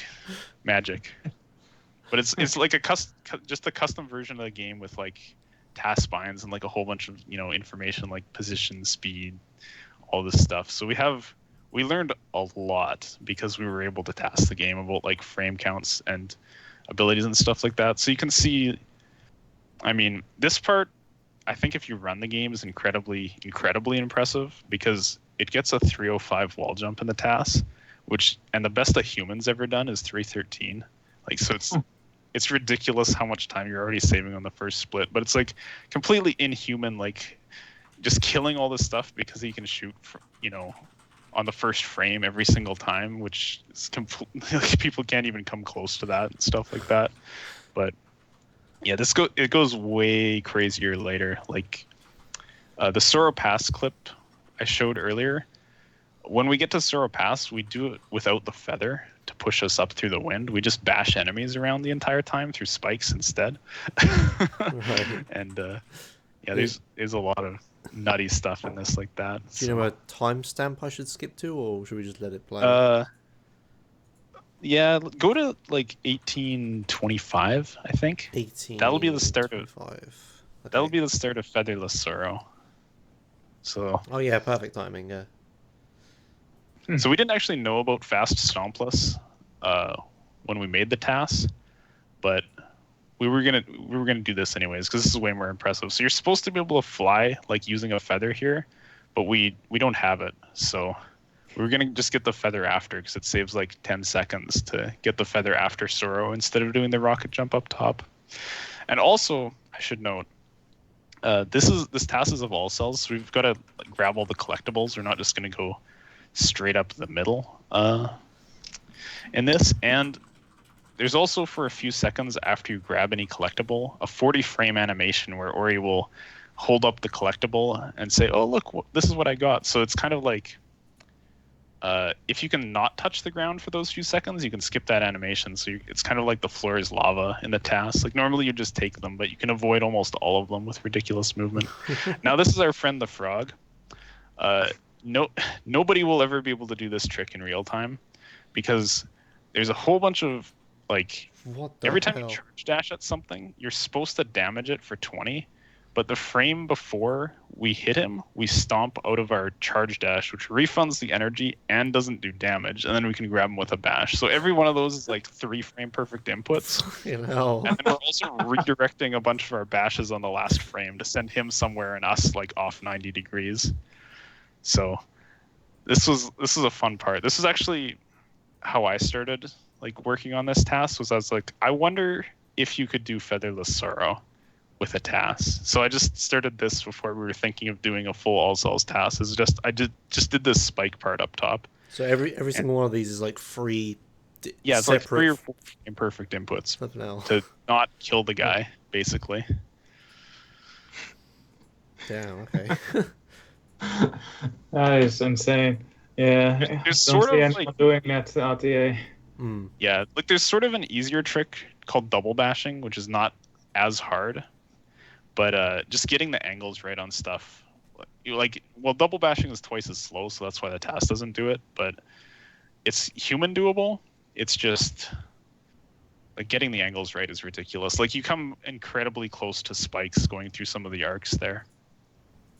And now this is probably one of my favorite tricks in the task, which is also not really human doable. So what's going to happen right away is we're going to get a trick called hyperspeed going, where you save the game during the start of a dash. So you're moving at max dash speed, and then you die, and the game forgets that. What the hell? Yeah. That's pretty good. So the game forgets that you were dashing, but it remembers what your speed was. So you just decelerate normally. And then it does like a couple frame perfect charge jumps off the ground. Normally you should stop when you hit the ground, but if you charge jump on the first frame, you don't. So you can just fly all the way through the start of Misty like that. And then we're going to do a similar out of bounds to what we saw in Oreo. We're just going to land in a different place in Forlorn. And once again, we're just going to use a hyperspeed to land there, which this is done in RTA. Just just a bit slower. And then we're gonna break Forlorn pretty badly. Like, all we want to do is grab one cell here and leave, because this is all cells, and the cell's over to the side. And then we just do a little bit of a swag, like, let's dash through that laser twice, because why not? The laser's just a suggestion. And cycles are not important to us because we're a task and we can just go through the lasers. Nobody would ever go through a laser in real time on one of the moving ones. Like, we have a long setup to get through the stationary ones without dying, but it's like, it's tasks, you do what you want. And then start the wind escape here, and then we're just gonna save as soon as the cutscene gets to a certain point, so we don't have to do the wind escape because it's slow and it doesn't have collectibles in it. So why would we go there?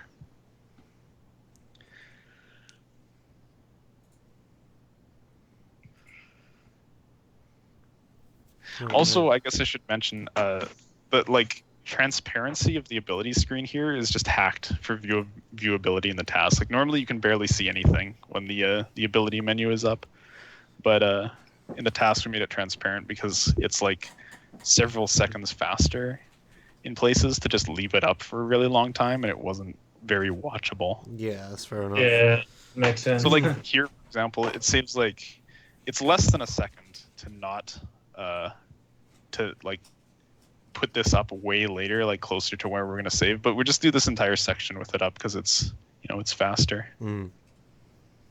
Yeah, that's where Tazes are good. Like, you want to have, like, as fast as possible, but it's not like this. You can just say, screw it, just, make it viewable. This is what it's for, just to watch. Yeah. Tazes aren't really meant for competition. They're meant for, seeing what the true potential is. Being a good one. One thing I should mention about this task is when we were watching the Misty clip earlier, like the one I actually did in real time, I mentioned a thing called stomp canceling. So the way charge dashes work is, like, if you can stop the charge dash by stomping or taking damage or bashing, or there's a whole, like, list of stuff that works for it, but stomping and bashing are the main ones you can control. If you can stop it in the first 13 frames with something like that, you get the energy back, which for humans gives you, like, some slight time saves here and there, but the inputs for it are, like, really difficult. It's like charge dash for 13 frames, stomp for 2 frames, jump for 1 frame, and then charge dash again.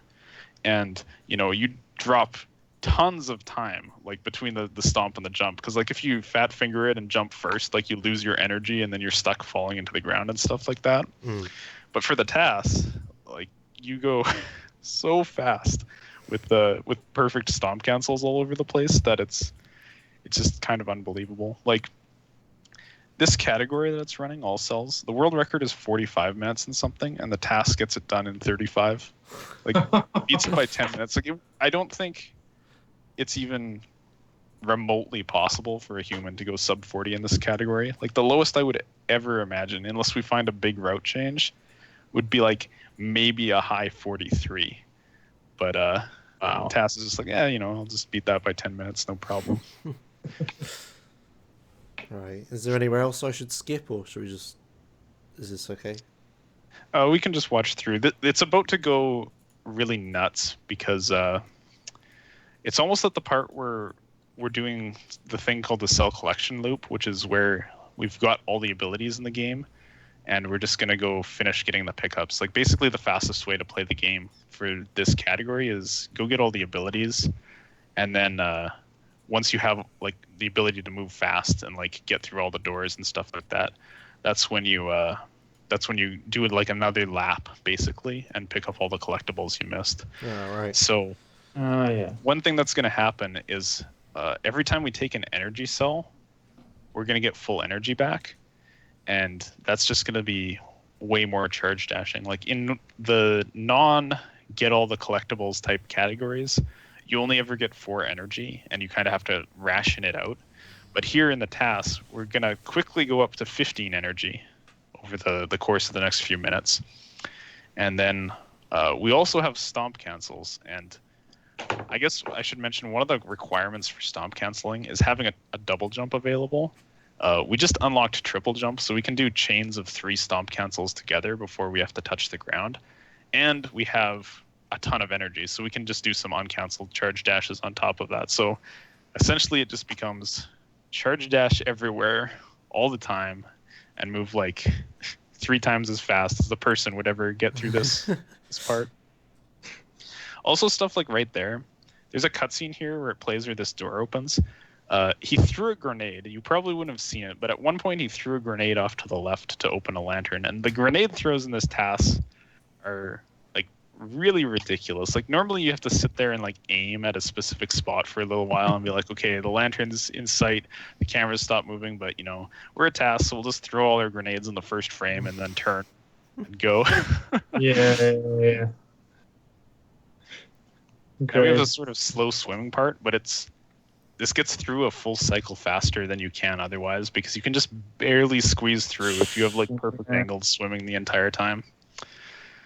And now it's gonna pick up because after we get out of this water, that's when more energy cell collection comes in. Swimming is slower than taking a fish with you, so we have a friendly fish to help us out. We get a little bit of help from fish at multiple times in this run. Those are fish strats, and they're our favorite kind of strats. So yeah, it's just like constant charge dashing everywhere with perfect stomp cancels. Like if you tried this yourself, it would be, oh, my energy's gone, and I dashed into a wall. There you actually hit a loading zone we didn't know existed because it wasn't possible to get that far over there that quickly. There's like actually a wall there while it tries to load the other part of the world. You're supposed to block that laser with a rock, but we're just charge dash over it. Charge dash a million times. And dump all our energy because we're about to pick up an energy cell and charge dash some more. We managed to, I think, dump all of this energy as well and then level up at the end of this part. Just because touching down is slow, getting our jumps back is slow, so we'll just do some uncancelled charge dashes. So you're just going around everywhere, just collecting all of the things now. Yeah, you're just getting like full health, all of the ability cells, which let you do level ups. At this point, we're not using them, but it's just the definition of the category is get all of the things. And coming up pretty soon, I think it starts in about a minute. There's the great experience chase scene of the TAS, where we seed the RNG so that enemies will give us energy drops, and there's a lot of really suitable enemies that can drop like up to 3 or 4 energy. And then we also have an ability called Super Magnet at this point. Or no, that's a lie. We're going to level up an ability called Super Magnet pretty soon. And what that does is, regardless of where a pickup is, as long as a pickup's on the map, it will get attracted to us at terminal velocity, which is about 1/3 the speed of charge dashing. So we'll get a whole bunch of energy drops following us soon, and then we'll dump our energy and then pick up some of them and run away from the rest, and then dump our energy again and then collect another cloud. So pretty soon we'll get to see the experience cloud, which is that part's pretty fun. Is it soon, or do we need to skip ahead for that? Oh, it's pretty soon. Like, I think in the next 30 seconds we're gonna get to it, so we might as well just watch through. Yeah. So on the leaderboards, while we wait, on the leaderboards I saw this category 100%. What is that? Oh my god, 100% is so bad. So 100%, like, this is what 100% should be, is all cells. What 100% actually entails is every pickup on the map. So all the keystones, all of the experience orbs, all the map stones. And then you also have to get this thing, which is the devil, called the map percent, which is you have to explore every area. But the triggers for when the map goes off, you can dash through them and not set them off. So 100% becomes eventually resetting enough 99% runs that you learn where not to dash to not get the map skipped. Okay. So I really need 100% personally, but there's a percentage counter in game, and you have to get everything. So Yeah, I think it's a real painful category. The only time I've ever run it is I've done 2 runs of a terrible thing I came up with called all categories, where you just, run every category of Ori sequentially. And I'm intending to leave myself really bad at 100% so that it's funny every time, me trying to remember whenever I do an all categories run. Yeah.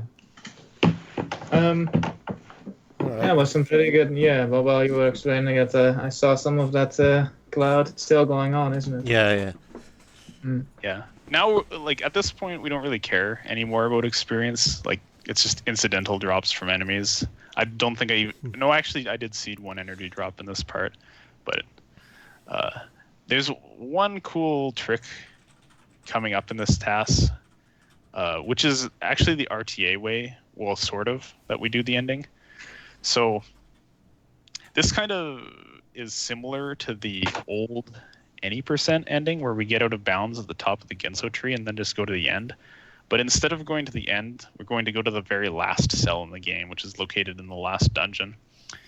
And there's a setup for this in real time that makes it not quite so ridiculous, not so like stomp at this particular frame in the void and fall. Like, you can count it out, and there's a place you can land here if you want. That makes it a lot easier. But we're just gonna dash through the void, and this one's not bad. Like I said, the any % version was really bad, but this one's not bad because you have a bazillion ability points and you have charge dash, so your saves go way farther, and it's like a consistent 3 saves to get into this area. So it's not so bad, but that's that. And then we're just gonna blast through the final escape, and like there's I think a minute left in this run basically, so might as well finish it off. All right, have you got any other questions while we're watching this? I can't open the question sheet, so yeah, we covered a lot of stuff already, haven't we? Yeah. Here's a default question for you. What advice would you give to people who want to run this game? How should they learn it? What other resources available for learning? All that stuff. Well, I mentioned, or we talked earlier about how there's the Ori tournament coming up, and partially because of that, I recorded a fresh new guide for all skills, because last time I recorded an all skills guide, it got outdated in like a day and a half. So the old all skills guide was like mostly good, and then there'd be a part where like all these annotations start popping up. It's like, don't go here, go to this teleporter instead. So I recorded a new one, which hasn't gotten outdated yet. It's 3 days old, and you can find that on the speedrun.com like guide section for Ori DE. So that's definitely the best way to learn the game, is to learn the all skills run. Yeah, that guide will take you through it. And I mean, the tournament starts in like a month, and then there's a group stage which will go for a month, which is just for seeding. So if you want to learn the game now and enter the tournament, like, it's a pretty good time to learn Ori, I would have to say. Yeah, sounds like it. Everything happening in the fresh guide and everything. That's pretty good. It seems like the curse of like whenever someone makes a tutorial, new strats are immediately found which outdate the tutorial. Yeah. It seems to always happen. Yeah. It's actually really bad in Ori. Like, I mean, I was asking for this one, but a few months ago, I made a tutorial for reverse event order. Like, after it got into GDQ, potentially, I was like, okay, I'll make a guide for this. Plus, it had been, like, I think a month since the category was routed initially, and there hadn't been any changes to the route for the last 2 weeks. And I was like, all right, it's time to make a guide. It's safe. And then, like, later that day, somebody was like, oh, look, you can dupe keystones like this. Oh, look, you can save and reload to retain your orb status. It's like, oh, no. So that guide is hopelessly out of date, but nobody would want to learn Oreo from for their first category anyways, so you don't have to worry about it. Nice. Awesome. Very nice. Yeah, that was a really cool Taz. I'm glad I got to sit here and watch most of that. It was pretty ridiculous what happened. Yeah. Oh, this owl's really sad now. Yeah.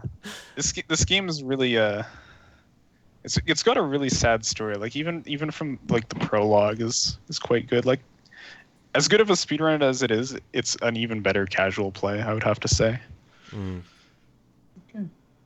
How long does And it we're, take? we're kind of casually? spoiling it, but people probably don't really know what's going on if they haven't played it yet. So just Yeah. there's fire or something. Don't worry about it. How long do you think a casual playthrough takes? It depends on how completionist you want to be. I think when I did my first casual playthrough of vanilla, I was like, I did 100%, or well, I kind of screwed up. I did 99%, and it took me somewhere between 8 and 10 hours. But I think if you were just trying to beat the game, you could probably do it in like 4 to 6 probably. Okay. Or if you've watched the game, then you probably could do it. You might be able to pull off the 3-hour speedrun achievement your first time if you went intense. Oh, speedrunner achievement. God, I hate those. Somewhere between 4 and 12 hours, depending, for a casual playthrough. Yeah. Do you find you get a lot of people because of the speedrunning achievement? Not really. Okay. I don't think. It's just that I moderate a game called Gone Home, and there's a speedrun achievement in that, and everyone seems to submit their run of their speedrun achievement. I don't know if they're linking people to them because the devs know about it or what, but it's really. I think annoying.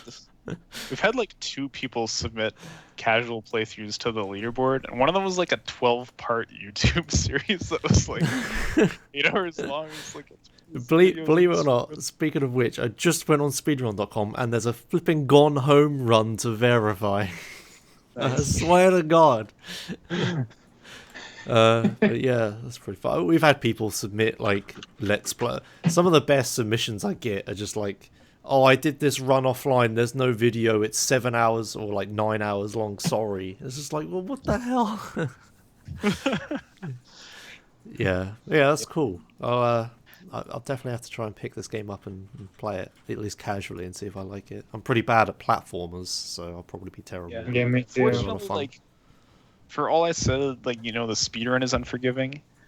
When you play casually, you get so much more energy, and you're not going to have it tied up in charge dashes. So you can.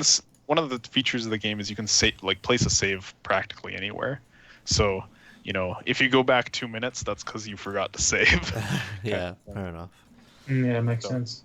It's a tough game. Like, you will die like a lot casually, but I hadn't really played many platformers like seriously before Ori. Like, it's really the first platformer I've run, and I wasn't big on the genre, but I managed to get through it. Nice.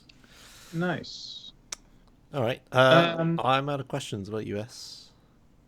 Well, first off, I guess we'll have to get the chat Q&A started. Yeah, so exactly. That's what I'm alluding to. Yeah, you know what question to ask now, don't you? Yeah. Do you run anything else? Oh yeah. The game that I really got into speedrunning with was Lovely Planet, which I guess to draw parallels, we talked about the CM run that's going to be in GDQ earlier. Lovely Planet's like sort of a similar game, although much more fast-paced. Like, the levels are quicker, and oh yeah, we got a Lovely Planet run up right now. Is that my PB? It is actually your record. I think it still is. Nice. Yeah, there's. What the hell is this game? Yeah, so I guess to explain this a bit, the goal is kill all the things that are red and have faces, because we hate them, and then get to the pillar at the end. And is this any percent? Yeah, it's any percent, isn't it? So I'm going to be skipping like some of the longer levels in each world. So I think like right there, you see a flash of one level and we skip past. So basically you're just, shoot all the enemies, run to the end. And there's no movement mechanics other than just like jumping is very, very slightly faster than running. And you want to move in a straight line as much as possible. So it's just precision and trying to not die. Yeah, it looks pretty cool. Just like precision movement. I mean, the game looks really silly and stuff, but the actual speedrun seems pretty serious as well. It's like it's pretty intense. Yeah. I really hate, like, I haven't run this game seriously for quite some time, so I go back and run against my splits, and it's like, okay, we're a second behind. We're never gonna save that. Yeah, I can't do it. That's pretty cool. Yeah, I've been kind of de-resting this a little bit lately because it's a backup game at GDQ, so I probably won't run it. But I also needed to de-rest it because I can't hit my estimate if I am not in practice, because like, you know, it might look somewhat easy, I guess, when you're not seeing like the whole like series of resets that you have to go through to not be continually dying. But it's so easy to just like get killed by something random on this. Like there's 100 levels in the game, and every one will get you at some point. So yeah. Yeah, it looks pretty impressive though, that you're constantly like moving towards the end of the level while also like strafe shooting everything. Yeah. It seems pretty ridiculous to try and pull off if you're bad at aiming. Alright, is there anything else you play or speedrun even? So after Lovely Planet, I got into Dead Core, which is, I just was looking for kind of a similar game, and Dead Core succeeded in this a sense that it's also a 3D platformer, but it's a lot different. Like it doesn't have the short levels like that. It's 5 like really long and open levels where you kind of you have multiple choices in your path. So it was a lot more of an interesting game, routing wise. But the run is plagued. Oh, we'll see. Oh yeah, the part you skipped to is me failing a mega jump. Oh man. So there's a bunch of frame perfect tricks that it's like you can't progress through the speedrun route until you get it. So I kind of didn't enjoy running this after a certain point. Like I think the game was really cool, but then it was it really suffered from the fact that you spent a lot of time bouncing up and down on a jump pad until you got like the frame perfect jump, for which there's no good setup, because like for some of the jumps, it's like all you can do, you have to fall from above into a jump pad, then press jump on the same frame. And what happened? Yeah, look, we're about to do it here. We're going to bounce up and down. Oh, we got it. First try in there. Nice. So what happens there is the jump pad tries to like reverse your speed, and then your jump also tries to like zero your speed, your double jump in midair. So yeah, this is, God, freaking any percent. You do 2 in a row on that platform, and it reverses all of your downward speed, and you get like this absolutely crazy jump height. But it's frame perfect, and like you miss the second one, it's like, all right, let's do that sequence again. So yeah. Oh, and look, we're doing another one, and we're missing it. God, this game. It's such a cool aesthetic. Yeah, if it this looks trick really wasn't cool. in it, It's like, weird. most people that ran this, it wasn't a very popular game to run overall, but most people that ran the category without mega jumps, because but even that had a bunch of frame perfect tricks in it. But my God. Yeah, I'm going through some crazy deja vu right now. Like I swear I've seen this game before. Did we cover this game at some point, S? Like, I swear I've seen this. Oh, I don't recognize it. I recognize it. It's really weird. But yeah, okay. Also, my YouTube is a bit screwed now. It's just all of the recommendations are just your videos, because I've just watched like 7 of them in a row. Yeah, this is pretty cool. Yeah, that's awesome. Anything else noteworthy? Oh, that trick at the end there. That's like, oh, that's such a stupid trick too. So that's like a sort of old category, I guess. That bug's patched out now, but what was happening is we were sitting in a gravity field, and the way they applied alternate gravity in that game wasn't coded very well, so you could pause the game and still be accelerating while you're paused.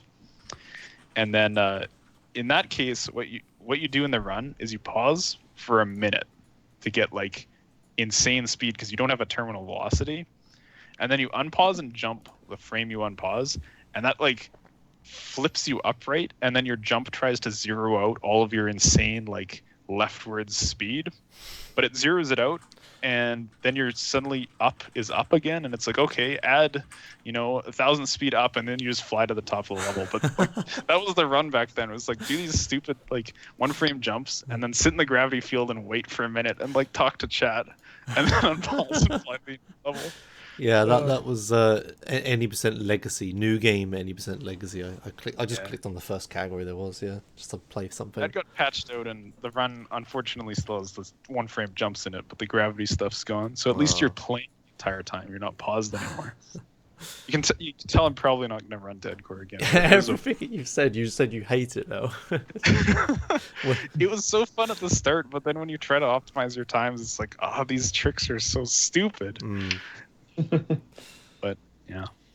All right. But the thing is, like, neither Lovely Planet or Dead Core had much of a community around it, which is probably why, like, I've stuck with Ori much longer, because there's a lot of people that run it, and it's like every day, like, you want to race, you can race somebody, you know, you can watch other people stream it. It's like Lovely Yeah. Planet is like, there was competition for like some of the single world times, and there was like 2 other people that ran the full game, and I was like, oh, you know, okay.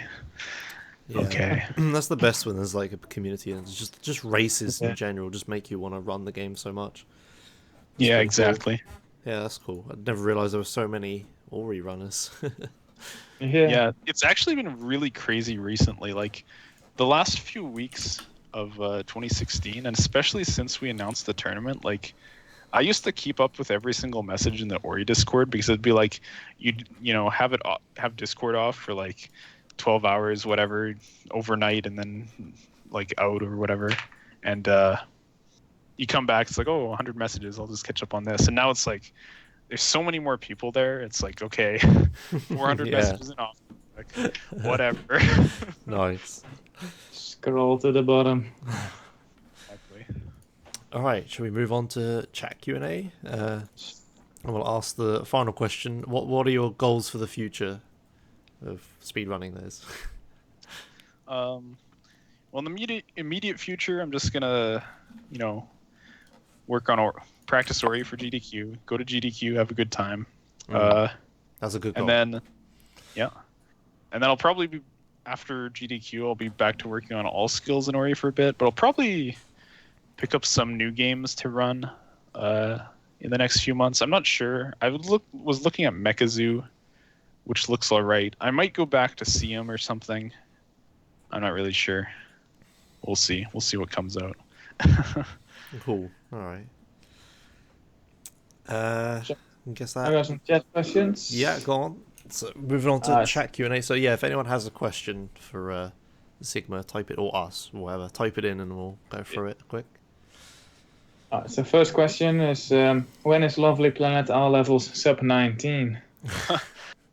My sum of best, I have splits every single level, and my sum of best isn't even sub 19, so that's not going to happen until I do a task of the game, and then you can see a sub 19 when it's tasked. But tasking Lovely Planet's even harder than tasking Ori, so it's probably not going to happen.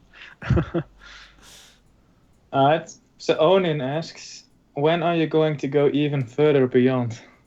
I think I already have. I don't get it. It's kind of okay. There's an emote on Hetfield's channel, which is just the line from Dragon Ball Z, all caps, and this is to go even further beyond. It's just Goku powering up, so it's kind of a bit of a meme in the Ori Super community. Saiyan 2, I remember that, yeah. Yeah, and then I made the follow-up spiritual sibling emote. How is he generating that much power? Which is the Piccolo's face looking all shocked. I highly recommend that. This doesn't make any sense to anyone who doesn't know Dragon Ball Z. No, it doesn't. To go off topic a bit, I remember when I was watching Dragon Ball Z, and every single time my dad walked in as I was watching it, they were just talking, and he never understood why I watched that show. He never saw any of the fights. It was really funny. But, I mean, it was 90% talking now I look back at it. Standing there, powering up and talking to a show. Just like, punch him while he's transforming, do something. Anyway, we'll keep going, S. Next question. Xepecatx asks, can I touch your beard? I mean, if you come to GDQ, you're welcome. Some random guy is just going to walk up to you at GDQ and just grab you by the beard. Just go, ooh, thanks, and just walk off.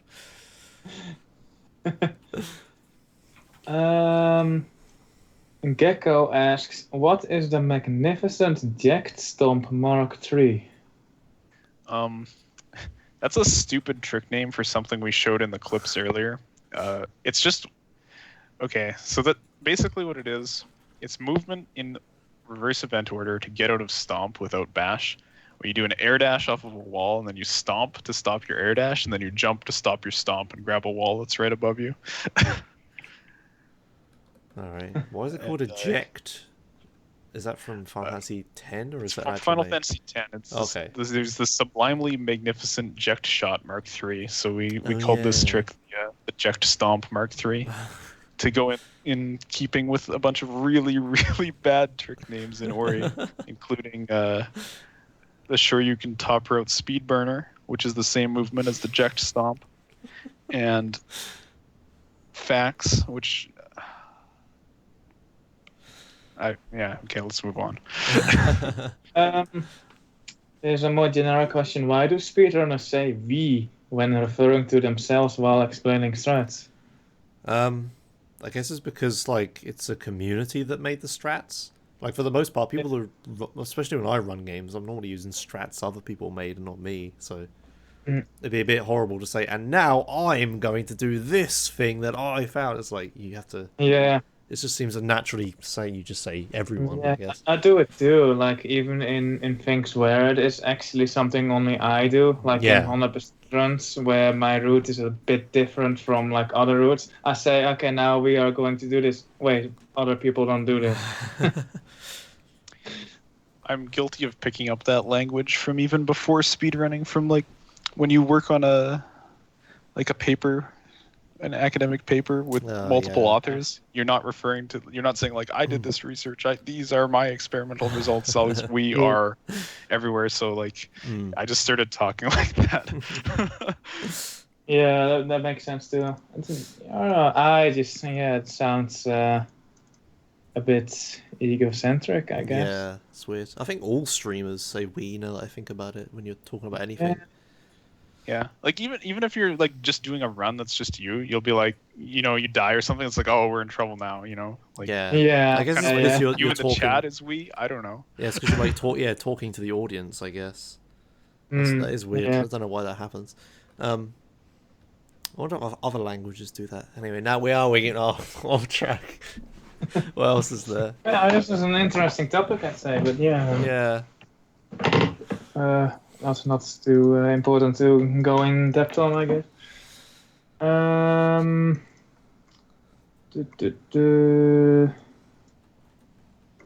Here's some talk. I'm just skipping. If I'm missing a question now, I'm just gonna look for question marks. I can do one at the bottom. When are me and S signing up for the Ori tournament? I haven't even got the game. I'm gonna pass. Yeah. It does look like a good speedrun, but to learn in a month in a game type 2D platformers that I am not very good at. No. Yeah, same with me. I'm terrible at platformers, so I'll probably play the game casually just so I can watch the speedruns and know what's happening more, but I don't think I'm actually going to sign up. I'll definitely watch though, it'll be great. I love watching tournaments. Sorry, let's continue. Alright, next question. I guess this is for Sigma. What got you into speedrunning? I think we covered this, yeah. It was... Did we? You said what game he first speedrun. It didn't say what game... What got him into speedrunning. Yeah. What got you into speedrunning? I think it was just... I don't know how I ended up on it, but I watched one of the first GDQs. I think it might have been the first AGDQ. And that got my interest started. And then it was a few years later, I was like, well, speedrun a game myself. But I was watching several GDQs before then, so that would have been what did it. Fair enough. Alright. Josh, would you like a political question? Is it about Brexit? Yes. How did I guess? No, shut up. Don't want to talk about it. It's 2017. I want to forget that ever happened. The government sure does. There you go. There's your political talk. Stream rip, eh? I got to the point now. Stream rip. Stream rip. We have local recording, but keep talking, I guess. But Alright. we got to the point where I got to that question that you just asked. So you could look at. I think we have all the questions. Okay, that's good because we just went down. I think it's Twitch because Powdernet said Worcester went down as well, and he's on the other side of the planet, so that can't be a coincidence, right? Well, Okay. I guess we have to speed on the ending then. Yeah, so this is specifically for YouTube. If you're watching on our YouTube, you're one of like 10 people, which is a shame. We should link our YouTube around more. Yeah. put it We on- should get a proper link that isn't like a 64 character line of random letters and numbers. We should make some thumbnails and stuff, and then we should Yeah. link it. Anyway, thanks a lot for watching, whoever can hear me. And- There's going to. We don't have guests for next week, do we? No, we need to get guests. We gotta get that. We gotta find a raid target. We do, but I don't know what kind of... Oh, Twitch.tv is literally down. Oh, no, Okay, wait. well, no raid target. Yeah. So one last reminder: there's the tournament coming up, right? So sign up for that if this game seems interesting to you. And there's AGDQ next week. So what's that? Yeah, it's going to be pretty hard to find a guest, I think, because AGDQ. Yeah. Maybe we can find someone who's at AGDQ, but I don't know who wants to sit here and talk to us for 2 hours while they're at AGDQ. That'd be pretty... Yeah. Maybe we know someone who's going who would do it, like Matt or someone like that. Yeah. Wait, isn't... Or we could find someone from Europe or something that doesn't go. Yeah, we got two Maybe we options. could make it a shorter episode as well. Maybe. Because people should watch AGDQ anyways, right? So yeah, we definitely. could just do the speedruns recap and then leave the In the Spotlight segment out. But that is if we can't find a guest. Okay. So we'll see you next week. Yep. Thanks for watching, everyone. Sorry the ending is so crap, but Twitch went down. Apparently 2 people, Post and Srakos, are still watching, apparently. Everyone else can't see us. I don't understand. But yeah, thanks for watching. We'll sort out next week. And, oh yeah, and thanks a lot for coming, Sigma. I almost forgot. One last Yeah, thing. thanks for having me. That was a lot of fun. Yeah, it was fun to watch. Yeah. It's a good run. Anyways, one last thing. How do you usually end your streams? Oh yeah. Wait, is that a question for me? Yeah. Yes. End my streams is like Yeah. to watch this person. I'm out. Or if I just reset a lot, it's like something along the lines of this game's terrible and just turn it off. Great, okay. I guess I'll say this podcast wasn't terrible, and then I'll turn it off. See you later. There you go. And Josh is terrible. Wow. Okay, we're ending now. Split. That was the intro I just played. God damn it.